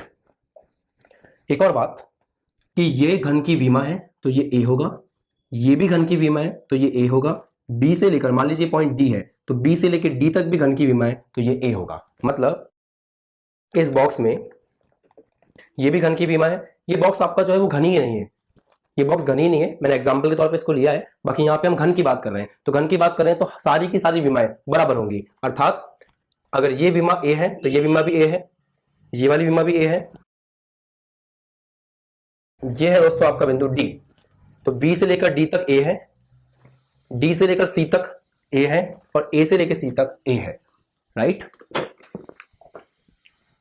अब पहले हम ऐसा करते हैं, इस वाले ट्रायंगल की बात करते हैं। ये आपका ट्रायंगल है बी डी सी, जिसमें ये हिस्सा ए है और ये हिस्सा ए है, और ये एंगल दोस्तों 90 है। ये डायग्राम मैंने 2 डायमेंशन बनाया, इसलिए आपको ये फील नहीं हो रहा होगा। एक बार फिर मैं आपको बॉक्स से दिखाता हूं। ये आपका बॉक्स है, ये देखिए बी से लेकर डी तक ये आपका हिस्सा ए है, फिर डी से लेकर सी तक, यहां से यहां तक ये फिर से ए है, और आप देख सकते हैं कि बी डी और डी सी एक दूसरे के क्या है, लंबवत। और अब हम पाइथागोरस लगा के ये वाली लेंथ निकालेंगे। ये लेंथ कौन सी होगी, बी से लेकर सी तक, बी से लेकर सी तक। तो यहां हम लगाते हैं पाइथागोरस। तो ये आपका विकर्ण है, विकर्ण बी सी का स्क्वायर बराबर ये आपका आधार बी डी का स्क्वायर प्लस लंब सी डी का स्क्वायर। तो यहां से बी सी आ गया दोस्तों under root B D square plus C D square, that is A square plus A square का अंडर रूट, क्योंकि बी डी भी आपका ए है और डी सी भी आपका ए है। तो यहां से आ गया रूट टू ए, अर्थात ये जो लंबाई है ये लंबाई है रूट टू ए। तो अभी हमने किसकी लंबाई निकाली है, अभी हमने लंबाई निकाली है बी से लेकर सी तक की।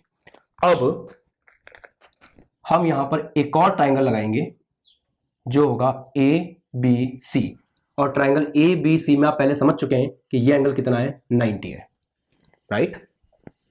तो इस ट्राइंगल में अप्लाई करते हैं। तो देखिए विकर्ण, विकर्ण क्या है, ए बी।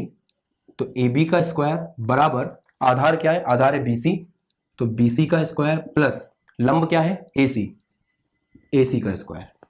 अब इसी चीज को हम इस बॉक्स से भी एक बार समझ लेते हैं। देखिए ए से लेकर सी तक, तो ये ए से लेकर सी तक, राइट। बी, ये रहा पॉइंट बी। ए और सी पीछे वाले फलक पर है और बी जो है वो आगे वाले फलक पर है। पहले तो इस फर्क को आप समझें। दूसरी बात, ए से लेकर सी तक, ये रहा ए से लेकर सी तक, इसकी विमा मतलब ए। उसके बाद बी से लेकर सी तक, ये रहा बी, यहां पर है सी, तो ये जो डिस्टेंस है बी से लेकर सी तक, ये हम इस ट्रायंगल के हेल्प से निकाल चुके हैं अंडर रूट टू ए। वो हमने कैसे निकाला भाई, ये हिस्सा ए है, ये हिस्सा ए है, तो पाइथागोरस ने निकाल लिया कि रूट टू ए, ये रहा बी से लेकर सी तक। तो आपका बी से लेकर सी तक कितना आ गया, रूट टू ए। तो बी से सी तक रूट टू ए, उसके बाद ए से लेकर सी तक फिर से ए। अब हमको चाहिए ए से लेकर बी तक, वो लाइन यहाँ पे आपको दिखेगी नहीं, वो इस पॉइंट ए से लेकर अंदर से जो आ रही है बी पॉइंट तक, वो हमको चाहिए। तो आप पहले समझें कि ए से लेकर सी तक और सी से लेकर बी तक ये राइट एंगल ट्रायंगल है। मैंने आपको समझाया था स्टार्टिंग में, ये मार्कर ऐसे, ये मार्कर ऐसे, दोनों मार्कर एक दूसरे के क्या होंगे, लंबवत, मतलब ये एंगल क्या है, 90। तो ये आपका हो गया ए, ये हो गया आपका रूट टू ए। तो ये B C square, B C को हम लिख सकते हैं रूट टू ए, इसका होल स्क्वायर प्लस आपका ए सी, ए से लेकर सी तक, ये रहा ए से लेकर सी तक ए, तो ए स्क्वायर इज इक्वल टू आपका आ जाएगा ए बी स्क्वायर। और ए बी कहां से कहां तक है, यहां से लेकर यहां तक है। बस 2-3 जगह बच्चों को कंफ्यूजन हो सकता है आपको कि ये एंगल 90 कैसे है, वो मैंने आपको बॉक्स समझाया। फिर यहां पर भी ये एक राइट एंगल कैसे है, मतलब ये एक लंबवत त्रिभुज कैसे है, मतलब यहां पे लंब कैसे बन रहा है, तो ये आपको समझना पड़ेगा। बस उसके बाद ये चीजें आपकी आसान हो जाएंगी। चलिए, तो अब हम यहां से आगे बढ़ते हैं। तो यहां से ए भी आ जाएगा 2a square plus A square का अंडर रूट, क्योंकि यहाँ पे ए बी स्क्वायर था। अब इसको लिख सकते हैं 3a स्क्वायर का under root, that is root 3a। तो यहां से आपका ए भी निकल के आता है रूट 3a, राइट। अब दोस्तों यहां पर ये जो रेड वाला है पार्टिकल, ये जो कण है रेड वाला, इसकी अगर मैं वास्तविक स्थिति दिखाऊं तो वो कुछ इस तरह की होगी। इस ब्लू वाले की वास्तविक स्थिति दिखाऊं तो वो इस तरह की होगी, और अगर ये जो कण है इसकी वास्तविक स्थिति दिखाऊं तो वो कुछ इस तरह की होगी। अर्थात यहां से यहां तक की दूरी r है, फिर यहां से यहां तक फिर से r, इस ब्लू वाले की त्रिज्या, यहां से यहां तक फिर से r, और यहां से यहां तक फिर से r। मतलब ए बी जो है आपका वो एक तरह से है 4r। आप यहाँ पे स्क्रीन पर जो डायग्राम देख रहे हैं उसको देख के भी आप इसको थोड़ा विजुलाइज कर सकते हैं। दोनों में एक ही चीज बताई गई है कि यहां से यहां तक का डिस्टेंस है r plus R plus R plus R. तो एवं एक बात हम और बोल सकते हैं कि ए बी बराबर क्या है, 4r। अब ए बी दोस्तों ज्योमेट्री से रूट 3a भी आया और ए बी 4r भी है, तो दोनों को बराबर कर देते हैं। इन दोनों को बराबर करने से root 3a is equal to 4r। तो यहां से दोस्तों a आ रहा है 4/√3r।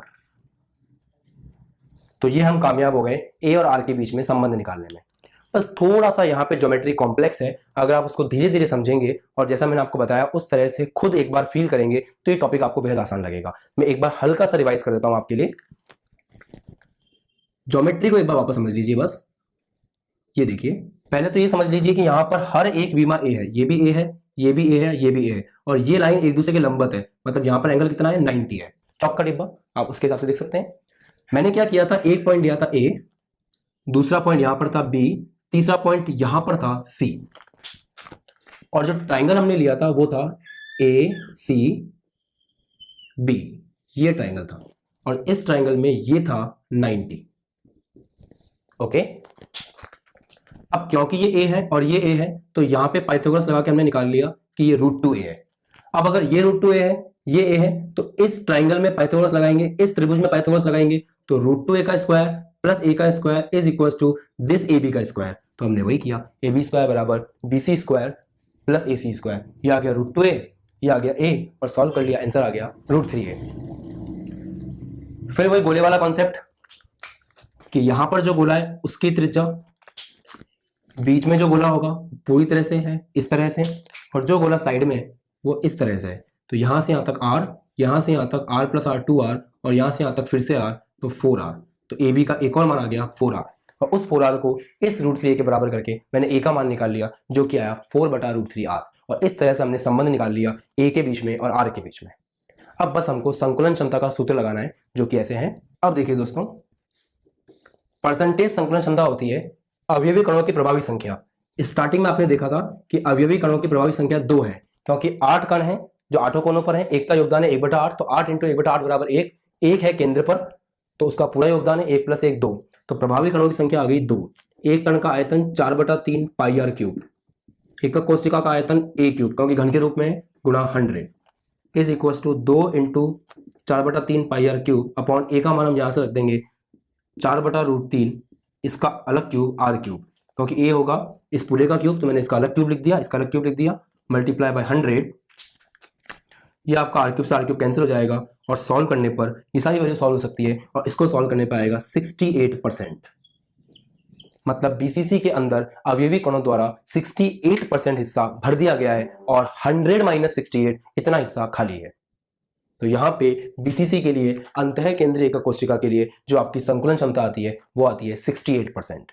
दोस्तों, इस वीडियो को समझने के लिए इसका पहले का वीडियो देखा जाना बहुत आवश्यक है, क्योंकि ये इसका सेकंड पार्ट है। दूसरी इंपॉर्टेंट बात, यहाँ पर ये जो मैंने ज्योमेट्री समझाई, इस ज्योमेट्री को आप फील करें।